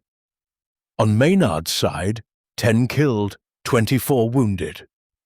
For a fight involving fewer than 100 men total, the casualty rate is staggering. Nearly half of everyone involved is dead or injured. This wasn't a battle. It was a butchery conducted in close quarters on a blood-soaked deck in the pale morning light of a November day on the Outer Banks. Maynard orders your head severed from your body. It's already mostly detached. The Highlander's broadsword did the lion's share of the work. But it needs to be finished. A clean cut. A trophy. Proof for Governor Spotswood that the job is done. Your head is hung from the bowsprit of the Jane. The bowsprit, the long spar that extends forward from the bow of the ship, now sports the most famous head in the Atlantic. Your eyes, if they're open, stare forward at the horizon. Your beard, the beard that terrified merchant captains, that held slow-burning fuses, that became the most recognizable feature of the most feared pirate in history, hangs limp and wet with blood and seawater. Your body is thrown overboard. And here, in the cold waters of Ocracoke Inlet, a legend is born.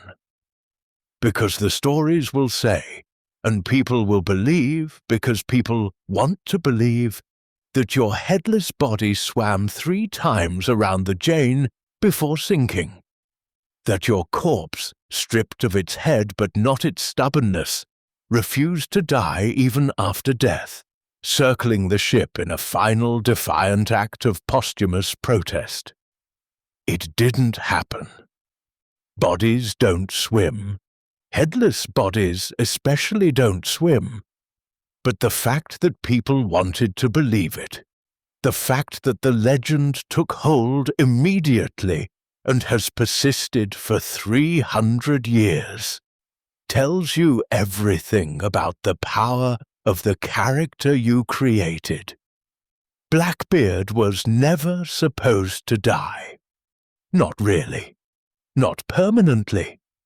The whole point of the burning beard and the smoking guns and the terrifying flag was that this was something more than human, something that couldn't be stopped by bullets or blades or any of the normal instruments of mortality.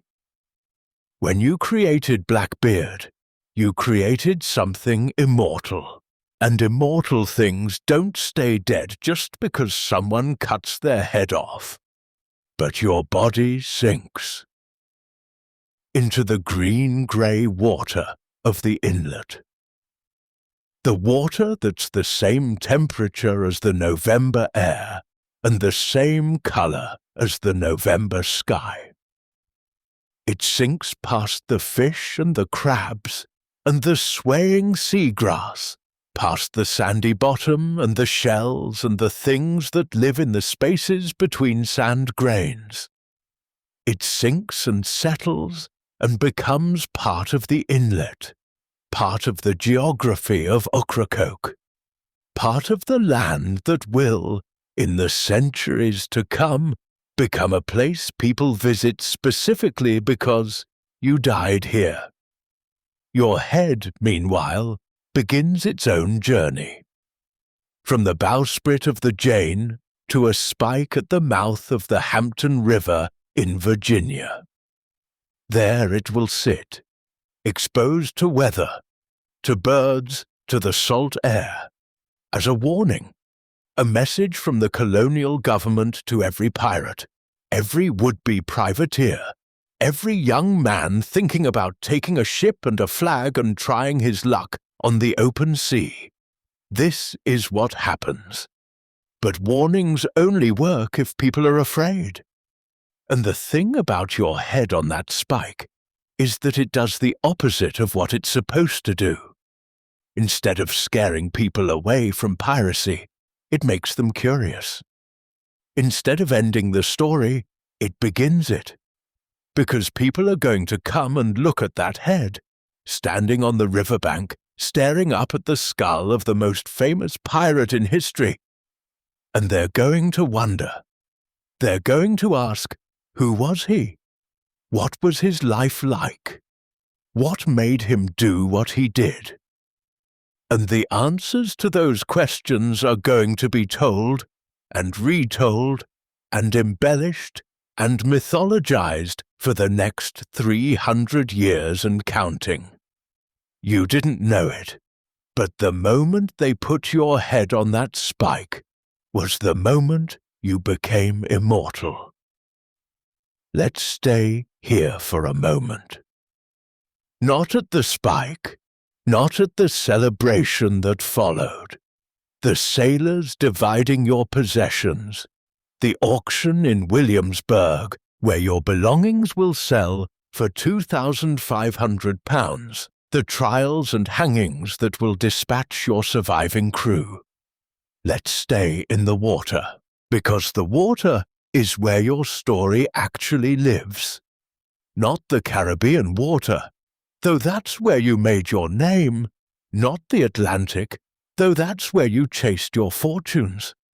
The water at Ocracoke, the cold, shallow, brackish water of the inlet, where the Atlantic meets the Pamlico Sound, and the currents fight each other in patterns that change with every tide. This is the water that held the Queen Anne's Revenge before you abandoned her. This is the water that hid your anchorage from the world. This is the water that Maynard navigated to find you, that your cannon fire turned red with blood, that your headless body now inhabits forever. Water has been the constant in your life, the one thing that never changed, never betrayed you, never demanded a pardon or a percentage or a performance. It carried you from Bristol to Jamaica. It carried you through the war. It carried you to Nassau and through the Caribbean and up the coast of Carolina. It held your ships and your enemies and your friends and your victims. And now it holds what's left of you. There's something almost peaceful about that if you let it be. Something right about a man who lived on the water, dying on the water, and becoming part of the water. The ocean doesn't care about your reputation, doesn't care about the legend or the myth or the silver skull they'll claim they made from your bones. The ocean just takes you in, the way it takes everything in, and holds you and moves on. Let's move on with it. The aftermath of Ocracoke moves quickly, the way all aftermaths do when the people in charge want to claim credit before anyone asks uncomfortable questions about legality. Maynard sails the Jane back to Virginia with your head on the bowsprit and your 16 surviving crew members in chains below deck. The journey takes several days, and during those days, word spreads. A fishing boat spots the Jane. A trader hears the news. By the time Maynard reaches Hampton, Virginia, the story has already outrun him. Blackbeard is dead. The most feared pirate in the Atlantic is dead, and his head is coming home on the bow of a Navy sloop. Governor Spotswood is pleased. Of course he is. His gamble paid off. The secret, technically illegal invasion of a neighboring colony, financed from his own pocket, has produced the most valuable trophy in the hemisphere. Spotswood will use the victory to justify everything: the expense, the jurisdictional overreach, the fact that he essentially ordered the assassination of a man who was, on paper, a pardoned citizen of North Carolina. The trials are swift. In March 1719, the surviving pirates are brought before a vice-admiralty court in Williamsburg. The proceedings are efficient in the way that colonial justice is always efficient when the verdict is predetermined. 13 of the 16 are sentenced to hang. The executions are public, as executions always are. The colonial government wants an audience, wants people to see what happens, wants the message to be clear and visible and impossible to misunderstand. 3 of the 16 escape the noose. 1 dies of his wounds before the trial. 1 is acquitted. A man named Samuel Odell, who convinces the court that he was a trading sloop operator forced into piracy against his will. And 1, Israel Hands, claims the protection of the king's pardon. Hands, your former right-hand man. The man you shot in the knee over a tavern table. He's in Bath when the news arrives, still limping from the wound you gave him, and he's arrested in the general roundup of pirates that follows your death. At trial, he argues that he was covered by the royal pardon, and that he wasn't present at Ocracoke. Both claims are technically true. The court, after deliberation, lets him go. He'll live the rest of his life in obscurity. Charles Johnson, in his 1724 book, reports that Hands eventually made his way to London, where he died impoverished. A man who sailed with the most famous pirate in history, who commanded ships and crews and held the power of life and death over others, dies alone and broke in the city where it all started, because that's how pirate stories end.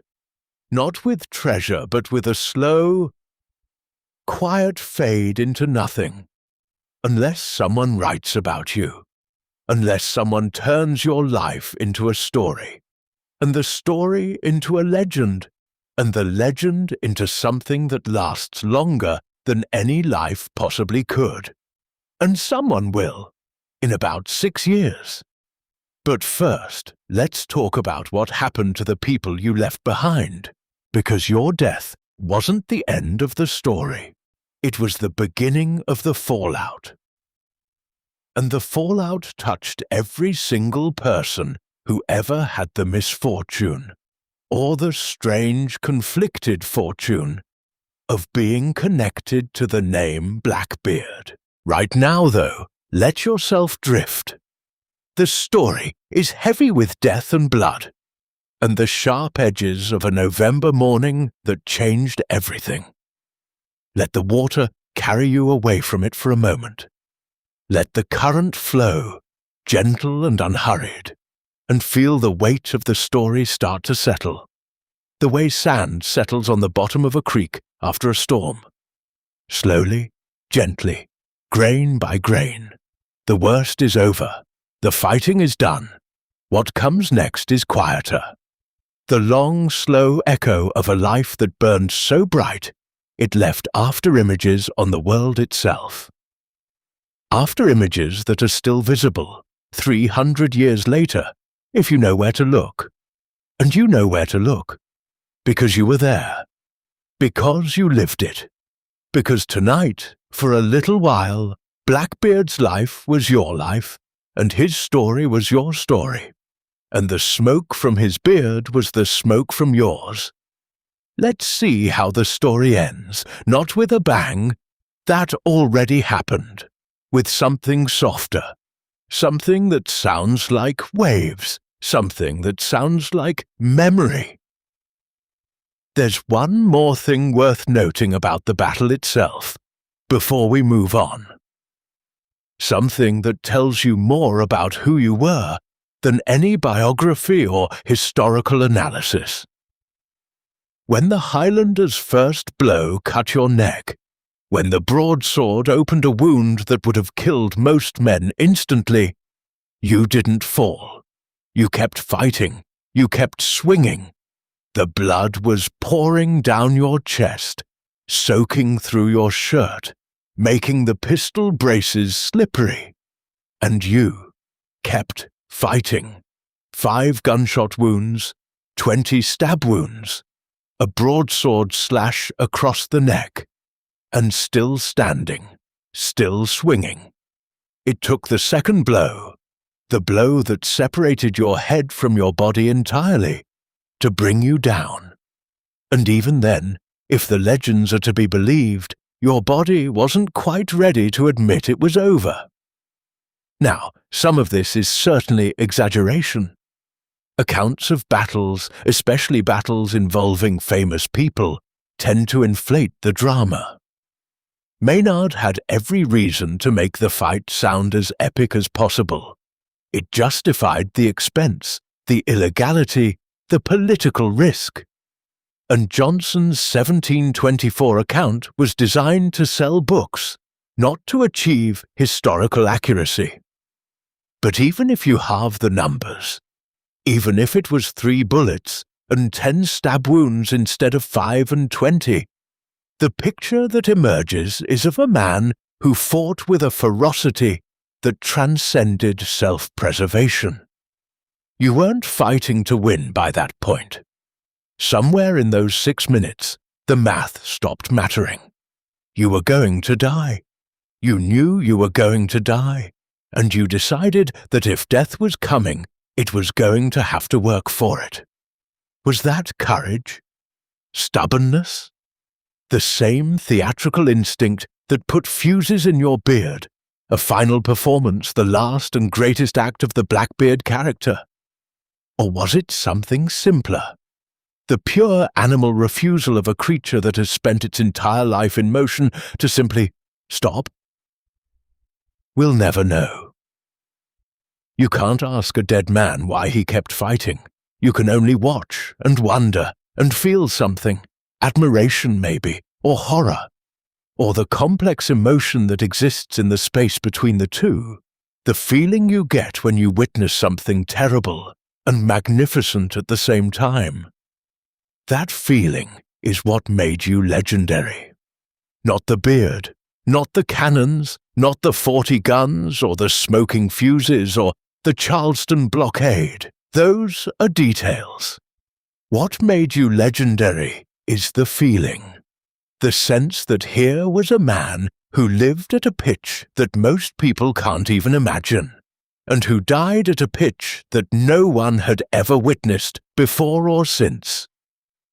That feeling is why 300 years later, people still tell your story. Still visit Ocracoke. Still stare at the artifacts behind glass at the North Carolina Maritime Museum and try to imagine what it was like. What it felt like.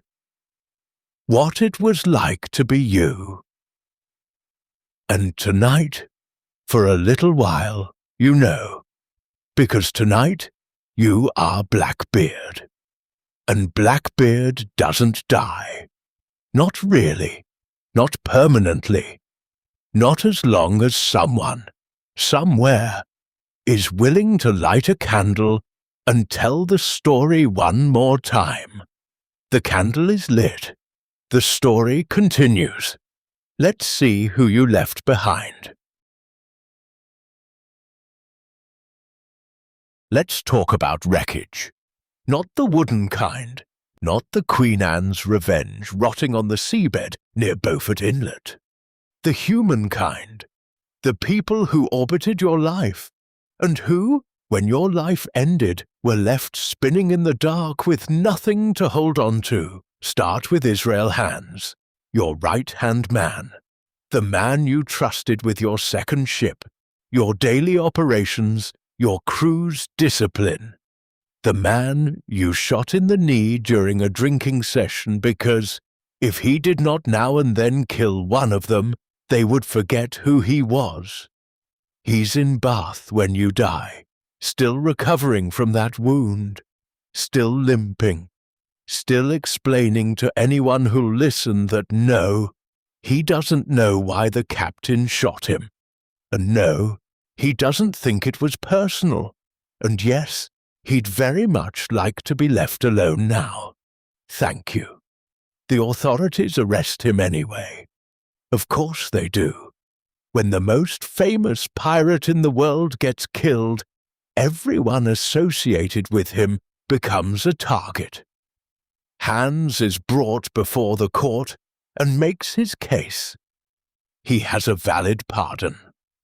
He wasn't at Ocracoke. He didn't participate in the battle. He's a victim, not a perpetrator. A man who was shot by his own captain and left behind to heal while everyone else sailed off to die. The court perhaps surprisingly believes him, or perhaps it doesn't believe him, but decides that a lame, impoverished former pirate isn't worth the rope to hang him. Either way, Hans walks free. He walks free and disappears, the way so many people in pirate stories disappear, into the anonymous masses of the 18th century, where a man without money or connections or a functioning knee can vanish as completely as a ship over the horizon. Charles Johnson's 1724 book offers an epilogue. Hans ended up in London, begging for scraps, a broken man in the city that once launched the ships he sailed on. Whether that's true, or merely the kind of poetic ending that a writer of adventure stories couldn't resist inventing, no one knows. But it feels true. It feels like the right ending for a man who spent his career at the right hand of power and discovered that the right hand of power is the first thing to get cut off. Hans will be remembered, though. Not as a historical figure. Few people outside of pirate historians know his name. But as a literary character.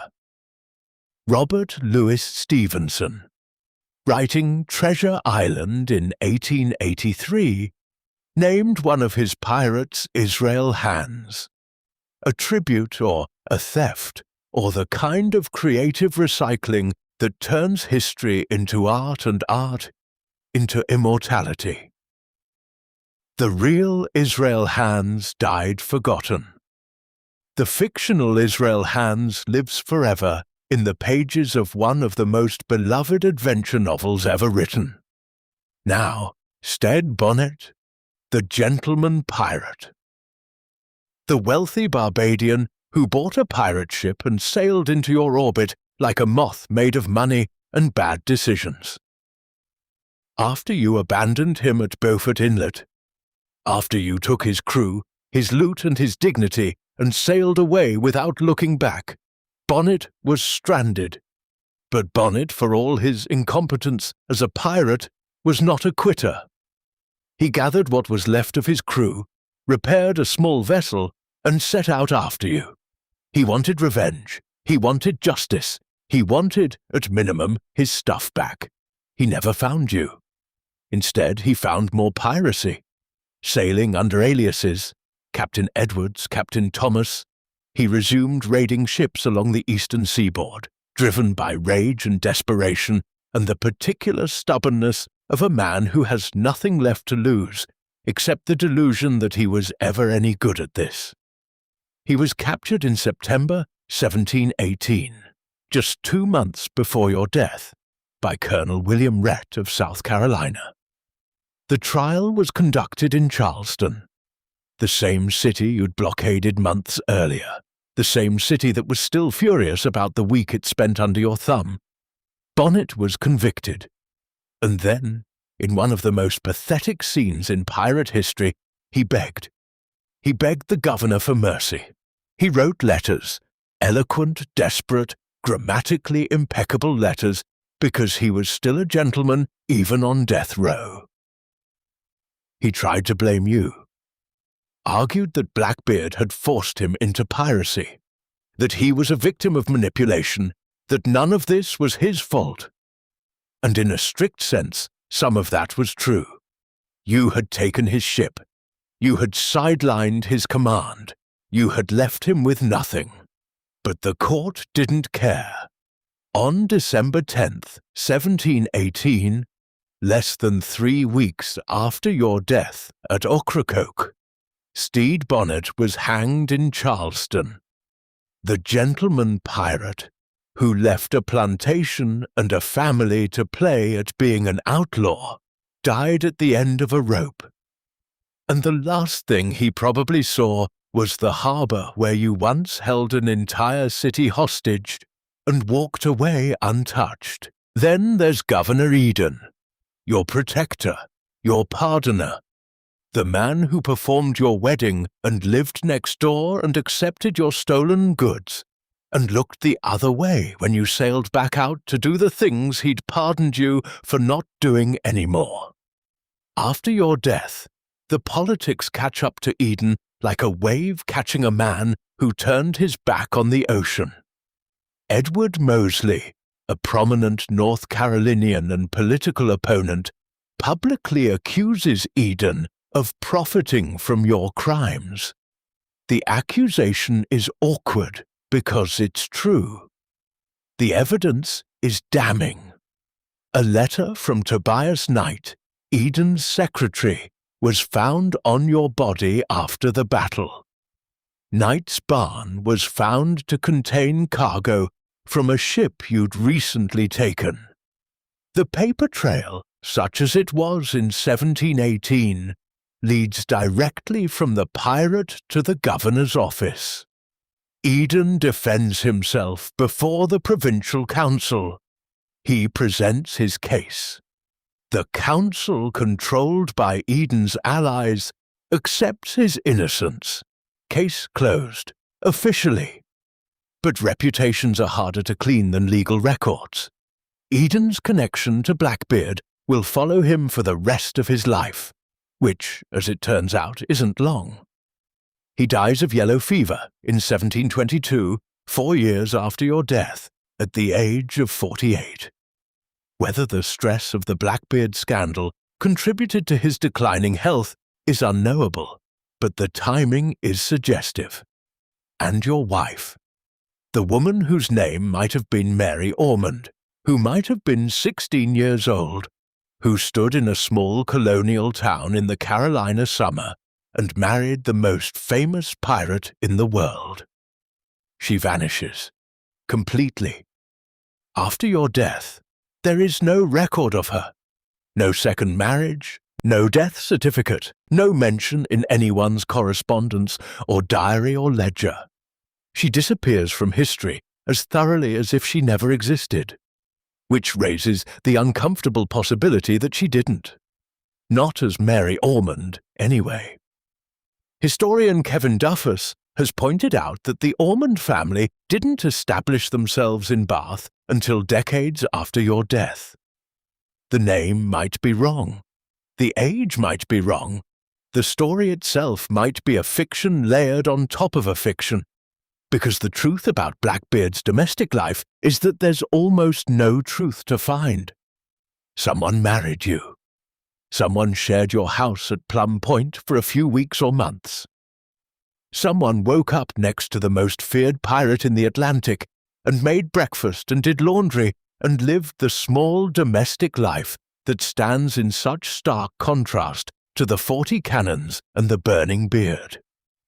And then that someone disappeared, leaving behind nothing but a name that might not be real and a story that might not be true. That's the wreckage. That's what you left behind. Not treasure. There was never enough treasure to matter. Not a legacy of good works. You were a pirate, not a philanthropist. What you left behind was a trail of broken people and broken promises and broken lives stretching from Bath to Charleston to London to the bottom of Ocracoke Inlet. And the cruel irony is that none of it was personal. None of it was malicious. You didn't set out to ruin Stede Bonnet or Israel Hands or Governor Eden. They were just the people standing nearby when the hurricane that was your life made landfall. Hurricanes don't have intentions, they just have force. And force, by its nature, doesn't discriminate. Let's talk about the thing everyone wants to talk about, the treasure.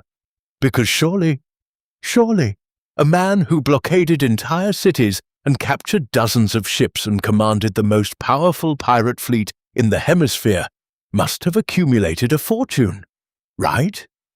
A massive, glittering hoard of gold and silver and jewels buried somewhere on a Carolina beach, or hidden in a Caribbean cave, or stashed in a secret compartment on the Adventure that Maynard's men somehow missed. Wrong. When the authorities auctioned off your possessions in Virginia after the Battle of Ocracoke, the total came to approximately £2,500 sterling. That's a lot of money in 1718 terms, roughly the value of a decent house, but it's not a treasure. It's not the kind of fortune that launches a 300-year treasure hunt.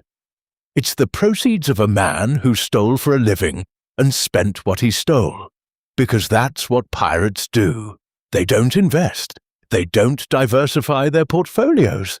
They spend on rum, on supplies, on the endless grinding operational costs of keeping a ship afloat and a crew fed, and a fleet armed with enough cannons to terrify the entire eastern seaboard.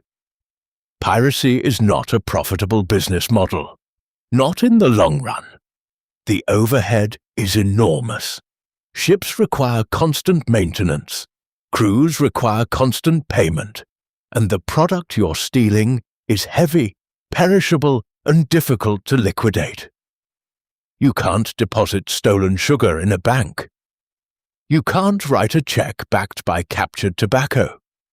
The economics of piracy are, fundamentally, the economics of a cash business with no savings account and a very high employee turnover rate. But the legend of Blackbeard's treasure is too good to die.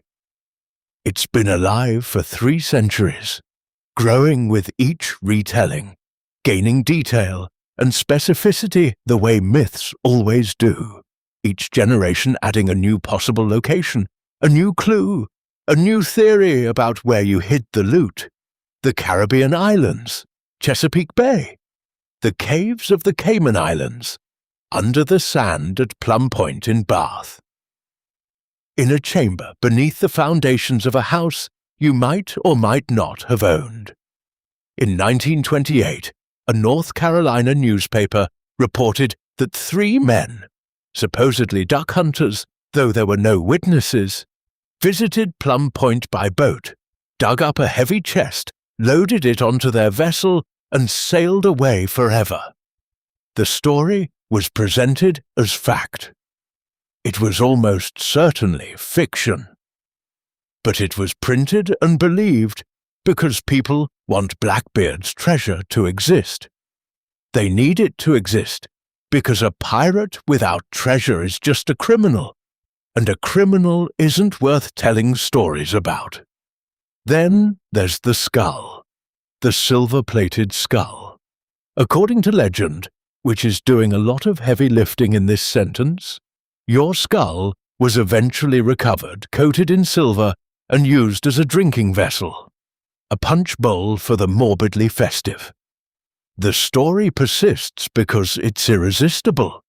The head of the most famous pirate in history, transformed into tableware, passed from hand to hand for decades. A North Carolina judge claimed in the 1930s that he'd drunk from it one evening. There's a skull in a museum that was once believed to be yours. It's now considered inauthentic, and the real skull, if it wasn't thrown away, which it probably was, is lost. Like so much of your story, the treasure and the skull are more powerful as myths than they ever could have been as objects.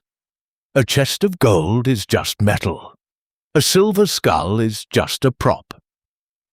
But the idea of Blackbeard's treasure, the possibility that somewhere, buried under sand or hidden in a cave, there's a physical remnant of the most legendary pirate who ever lived. That idea has more power than any amount of actual gold. It draws tourists. It sells books. It launches TV shows and movies and video games. It keeps your name alive in a way that £2,500 at auction never could. You left no treasure, but you left something better. You left a mystery, and mysteries, unlike treasure, never run out. In 1724, 6 years after your death, a man calling himself Captain Charles Johnson published a book. Its full title, in the extravagant style of the era, was A General History of the Robberies and Murders of the Most Notorious Pirates. It was and remains the single most important book in the history of piracy. Johnson, whose real identity has been debated for centuries, with some scholars suggesting he was actually Daniel Defoe, the author of Robinson Crusoe, and others insisting he was a separate person entirely, had a gift for the dramatic. He took the scattered facts of your life, the Bristol origins, the Caribbean career, the burning beard, the Charleston blockade, the death at Ocracoke, and wove them into a narrative that was part biography, part adventure story, and part myth-making. He described you in language that made you something more than human. Your appearance was rendered as demonic. Your actions were amplified into the stuff of legend. And the details that didn't quite fit the narrative, your education, your social grace, the fact that you probably never killed anyone before that last morning, were quietly smoothed over or dramatized in ways that served the story better than the truth. Was the book accurate? Mostly. The broad strokes are confirmed by contemporary records. The details, however, are suspect. Historian Angus Constam noted that Johnson's account was coloured a little to make a more sensational story. And therein lies the central tension of your entire legacy. The most important source of information about your life is a book that was designed to sell copies, not to achieve historical accuracy. But it didn't matter. The general history was a sensation. It went through multiple editions. It was translated into other languages. It became the foundational text of pirate mythology, the book that established the template for how pirates would be depicted in all subsequent fiction. When you see a pirate in a movie or a book or a Halloween costume, you're seeing an image that traces directly back to Johnson's descriptions. The long beard, the pistols, the black flag, the fierce, half-mad captain who commands through fear and charisma. That's you. Or rather, that's the version of you that Johnson created. Robert Newton, the English actor who played Blackbeard in a 1952 film, added another layer to the legend. His exaggerated West Country accent, all rolling R's and theatrical growling, became the stereotypical pirate voice that every child can imitate and every adult recognizes. That voice isn't historical. Real 18th century pirates spoke with a variety of accents depending on where they came from: English, Irish, Scottish, Caribbean, African. But Newton's performance was so iconic that it replaced reality entirely, the way a good enough story always replaces reality if you give it enough time. And then, in 1996, something remarkable happened. A team of marine archaeologists working off the coast of North Carolina near Beaufort Inlet found the wreck. Your wreck. The Queen Anne's Revenge. The ship you captured off Martinique, armed with 40 guns, renamed after the last Stuart Queen, and abandoned on a sandbar in what may have been the most coldly calculating act of your career. The wreck was resting in 28 feet of water, about a mile offshore of Fort Macon State Park. Over the following decades, archaeologists would recover more than 400,000 artifacts. Cannons, anchors, cannonballs. A brass bell dated 1705. A French hunting sword featuring a bust that resembles King Louis XV. A urethral syringe. That embarrassing but revelatory piece of medical equipment that confirmed the STD theory behind the Charleston medicine demand. A pewter plate traced to a London craftsman circa 1709. Lead shot. Grenades. Surgical tools. And in a cannon chamber buried in sediment and concretion, paper fragments. Tiny, fragile pieces of a book. Not your journal, unfortunately, which remains lost, but a book that one of your crew was reading. The fragments were identified. They came from an account by Edward Cook, detailing a real-life privateering voyage commanded by Woodes Rogers. Your crew was reading pirate stories. They were reading about the same world they lived in. The way a soldier might read a war novel, or a doctor might watch a medical drama. The life and the story were already blurring, even while you were alive. That blur, between the real Blackbeard and the fictional one, between the man and the myth, between the £2,500 at auction and the infinite treasure of legend, is the truest thing about your legacy. You were never just one thing. You were always at least two: the person and the performance, the man and the monster, Edward Teach and Blackbeard. And the genius of your life is that you understood this better than anyone. You knew that the performance was more powerful than the person. You knew that the story was more dangerous than the sword. And you knew that if you built the character right, if you made it terrifying enough, memorable enough, iconic enough, it would outlast you. You were right. It has. Over 120 businesses in North Carolina alone use the name Blackbeard or Queen Anne's Revenge. There are restaurants, sailing clubs, hotels, tour companies, Halloween costumes, T-shirts, coffee mugs and tattoo parlors, all trading on the name you invented in 1717. Captain Hook was inspired by you. Long John Silver was inspired by you. Jack Sparrow owes you a debt he'll never repay. Every pirate flag ever sold, every Talk Like a Pirate Day ever celebrated, every child who has ever put on an eye patch and said, "Ah," they're all, in some indirect but undeniable way, quoting you. Not bad for a 2-year career.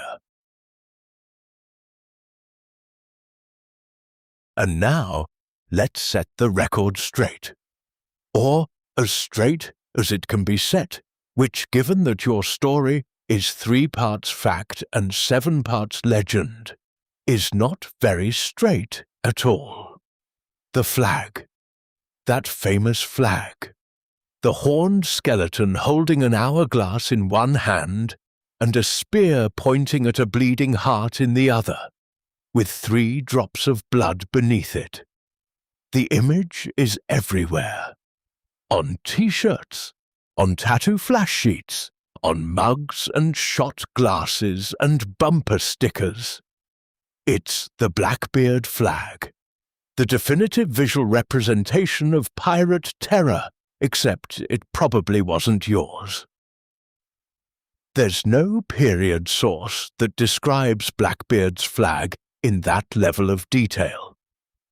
The first time that specific design was attributed to you was in a 1978 Time Life book, 260 years after your death. Contemporary records mention that you flew bloody flags and black flags with death's heads, which could describe almost any pirate flag of the era. The skeleton and bleeding heart design was used by pirates, but not necessarily by you specifically. Your name. The name Edward Teach is the one history remembers, but primary sources written by people who actually met you use Thatch, not Teach. The Teach spelling comes from the Boston Newsletter, which was reporting second-hand.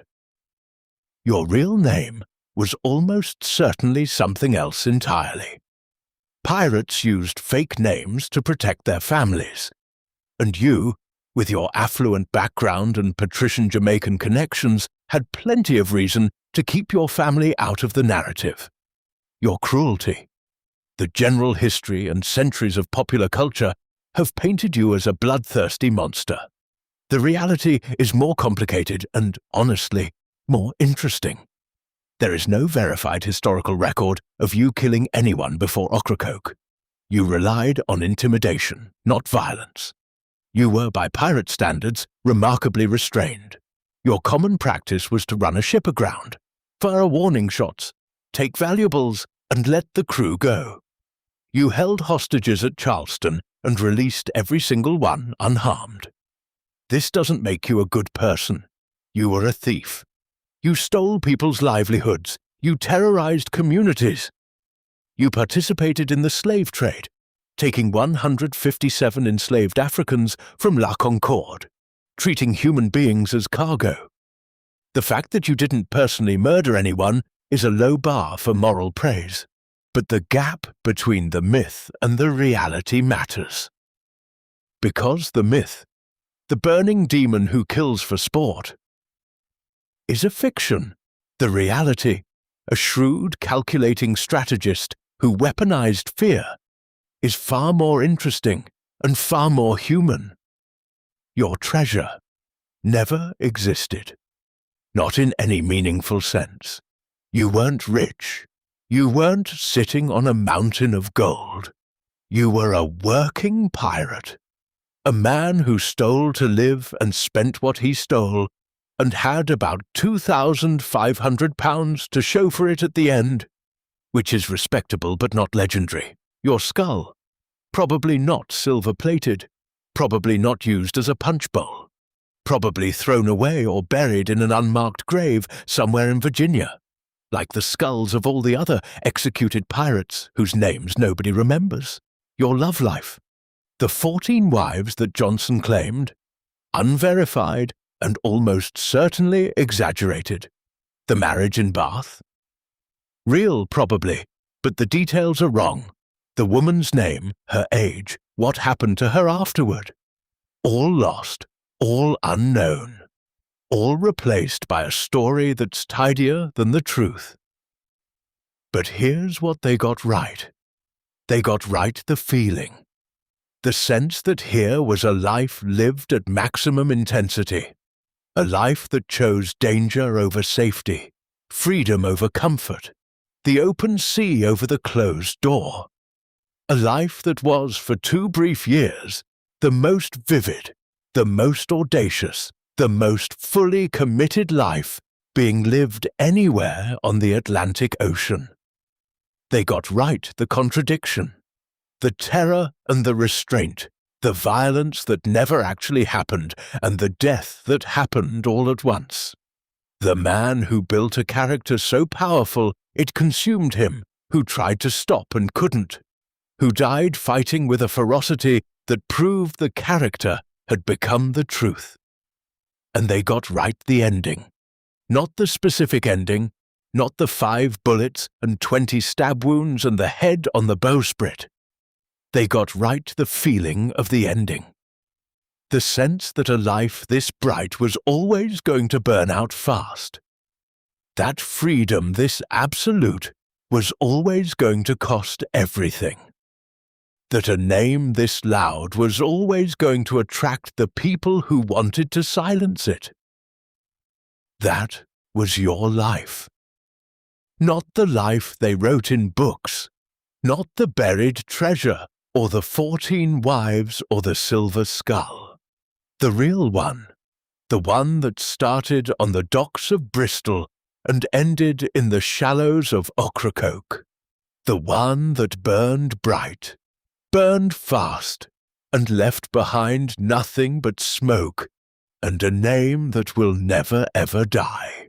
And that was your life, the life of a boy from a wealthy family who gave up everything to go to sea. The life of a privateer who became a pirate when the world didn't need him anymore. The life of a man who understood that fear is more powerful than any weapon, and who built an identity so terrifying that merchant ships surrendered at the sight of him. The life of a captain who held a city hostage for medicine. A man who shot his best friend in the knee to maintain a myth. A man who tried to retire and couldn't because you can't unbecome the thing the world needs you to be. And in the end, in the smoke and the blood and the cold November light, a man who fought until they had to take his head to make him stop. Sleep well, nightlings. Let the story settle, the way sand settles on the floor of the ocean. Grain by grain, layer by layer, until it becomes part of the bottom, part of the landscape, part of the world itself. And if you hear the wind tonight, if there's a sound in the darkness that seems to come from the water, that seems to carry the faintest trace of smoke and saltpeter, and something that might be laughter, well, that's probably just the wind. Probably. Good night, nightlings. This has been Huxley, and I'll be right here when you wake up. Actually, wait, don't sleep yet. There's one more thing. I've been walking you through this life for a while now, and we've covered the facts, the dates, the battles, the ships, the people. But there's something we haven't talked about. Something that lives underneath all the facts, like the current beneath the surface of the water. What did it feel like?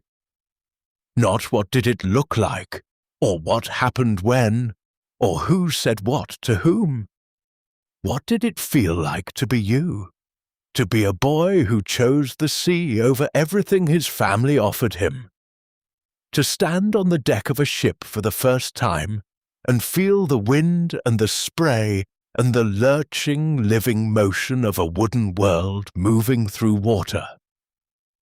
To learn that you were good at this, good at reading the wind, good at handling a ship, good at the particular combination of courage and calculation that separates the sailors who survive from the ones who don't. What did it feel like to go from privateer to pirate? To cross that line, the one that separates the legal from the criminal, the sanctioned from the outlaw? To wake up one morning as a servant of the crown and go to sleep that night as an enemy of it, and to know, in the quiet space between waking and sleeping, that you just made the decision that would define the rest of your life. What did it feel like to put on the mask? To grow the beard, strap on the pistols, weave the fuses into your hair, and step out onto the quarterdeck as someone new, someone terrifying, someone who made strong men tremble and merchant ships surrender without a fight? Did it feel like power? Like freedom? Like a role in a play that would never end? Or did it feel like a prison? A character you'd built so well that you could never take it off. A face you wore until it became your face. What did it feel like to hold Charleston hostage? To stand on the deck of a 40-gun warship and look at an entire city that was afraid of you? Every merchant, every dock worker, every woman and child and shopkeeper and soldier. All of them looking out at your ships and feeling something between terror and awe. Did it feel like triumph? Like vindication? Or did it feel hollow? The way achieving something you've always wanted sometimes feels hollow, because the wanting was more satisfying than the having. What did it feel like to try to stop? To take the pardon, marry the girl, buy the house, sit on the porch and watch the creek and try to believe that this was enough, that a man who'd held a city hostage and commanded 300 men and sailed the most powerful pirate ship in the hemisphere could find peace in a village of 50 people and a marriage to a teenager and the polite fiction that the past was the past? What did it feel like to go back? To feel the deck under your feet again, the salt spray on your face, the familiar weight of pistols across your chest. Relief? Resignation? Joy? Or something more complicated? The particular sadness of a man who knows he's doing the wrong thing and can't stop, because stopping would require being someone he doesn't know how to be anymore. And what did it feel like at the end? On that morning, standing on the deck of the Jane, surrounded by enemies, the blood already flowing, the bullets already lodged in your body, the cutlass in your hand growing heavier with every second.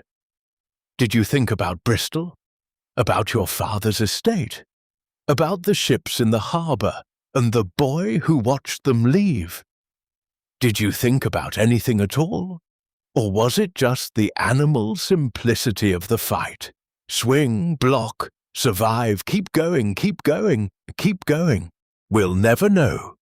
You can't ask a dead man what he felt. You can only imagine. You can only lie in the dark, with the blankets pulled up and the world quiet outside the window, and try to put yourself there. Try to feel the salt air. Try to feel the weight of the pistols. Try to feel the smoke from the fuses curling around your face like the fingers of a ghost who hasn't quite let go. That's what this was, this whole story. Not a biography, not a history lesson.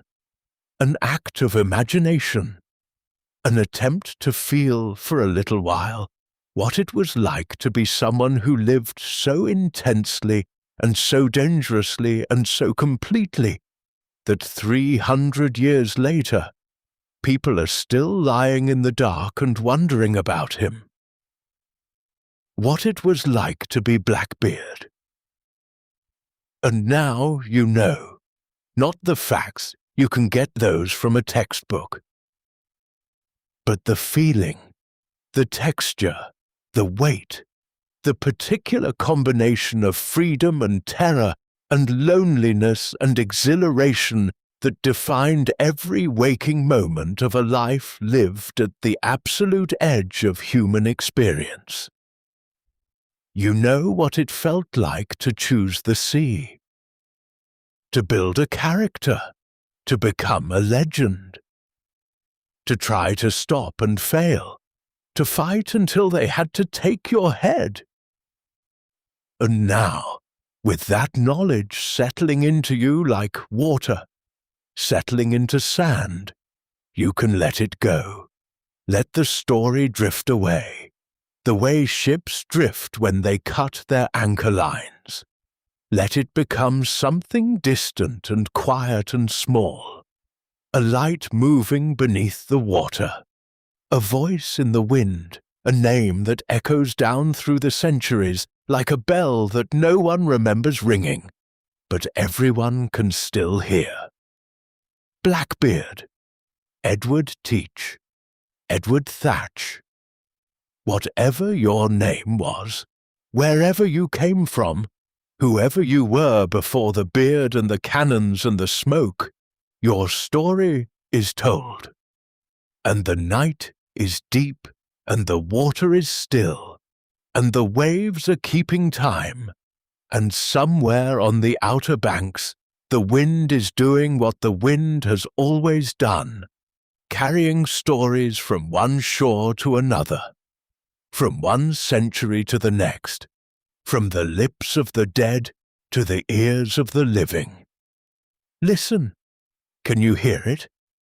That's your story, carried on the wind, moving across the water, finding its way to whoever needs to hear it, whenever they need to hear it, for as long as there's wind and water and someone willing to listen. Good night, nightlings. The tide is going out. Let it take you with it. This has been Huxley, and I'll be right here when you wake up. Let's add one more layer before we're done, because there's something about the archaeology, about the Queen Anne's Revenge sitting in 28 feet of water off Beaufort, that deserves its own quiet moment. 400,000 artifacts. That's what they've pulled from the seabed. Cannons crusted with coral. Anchor chains turned to iron lace by centuries of salt water. A bell, still legible, dated 1705. Cannonballs smooth as river stones. A syringe that tells us more about your health than any journal entry ever could. A plate traced to a London craftsman who had no idea that his work would end up on the floor of the Atlantic, carried there by a pirate who had no idea that his ship would become one of the most important archaeological sites in North America. Each artifact is a fragment of a day. The bell rang on a specific morning. The plate held a specific meal. The cannonball was loaded into a specific gun for a specific fight. They're frozen moments, tiny pieces of time preserved in iron and brass and pewter, waiting 3 centuries for someone to pick them up and ask, what was happening when this was made? Who held this? Who ate from this? Who fired this and the paper fragments? The pieces of a book found inside a cannon chamber, preserved by the strange alchemy of seawater and concretion. Edward Cook's account of Woodes Rogers' privateering voyage. A book about pirates, read by pirates, on a pirate ship, The recursion is almost too perfect. A crew of outlaws reading about other outlaws, consuming stories about their own world while living inside the world itself. Were they reading for entertainment, for instruction? For the same reason anyone reads anything. To feel something, to understand something, to spend a few hours inside a life that isn't theirs. We don't know, but the image is indelible. A pirate below deck on the Queen Anne's Revenge, tilting a book toward the lantern light, reading about privateers and battles and the sea, while the real sea rocks the hull and the real captain paces the deck above, and the real world unfolds in all its dangerous, unpredictable, magnificent chaos. That's you. That's the whole story in miniature. The collision of the real and the imagined, the man and the myth, the life lived and the life told about. And now the artifacts sit in museums, behind glass, with little cards that say things like cannon, iron, circa 1710 to 1718, and surgical instrument French manufacture, early 18th century. Clinical, precise, emptied of everything that made them matter when they were aboard your ship and the Caribbean sun was beating down and the wind was filling the sails and you were steering toward the next prize, the next port, the next chapter of the only life you ever knew how to live. The museums do their best. The curators write careful descriptions. The visitors lean close and read and nod and move on to the next display. But they can't feel it. Not really. Not the way it felt to be there. On that deck, with the wind in your face and the smoke in your beard, and the whole Atlantic spread out before you like a dare. That's what tonight was for. To feel it. To close your eyes and let the story carry you out to sea, past the barrier islands and the sandbars and the shallow inlets, into the deep water where the current is strong and the horizon goes on forever, and the only sound is the wind and the waves and the creak of a wooden world moving through water. You've been Blackbeard tonight. For a little while, you knew what it was like. The power and the loneliness, the freedom and the trap, the burning beard and the quiet terror of a man who built a character so real it replaced him. Now, let it go. Let it sink, the way all things sink eventually, into the dark water at the bottom of the story. Let it settle. Let it become sediment. Let it become history. Let it become the thing that future generations will find, buried under layers of time, and hold up to the light, and wonder about, and sleep. The water is warm now. The current is gentle. The stars are out. The same stars you watched from the deck of the Queen Anne's Revenge. The same stars you watched from a hammock in Nassau. The same stars you watched as a boy in Bristol, standing on the docks, choosing the sea. They haven't changed. 300 years, and they haven't changed at all. Good night, nightlings. The tide is going out, and it's taking you somewhere gentle. This has been Huxley. Sweet dreams.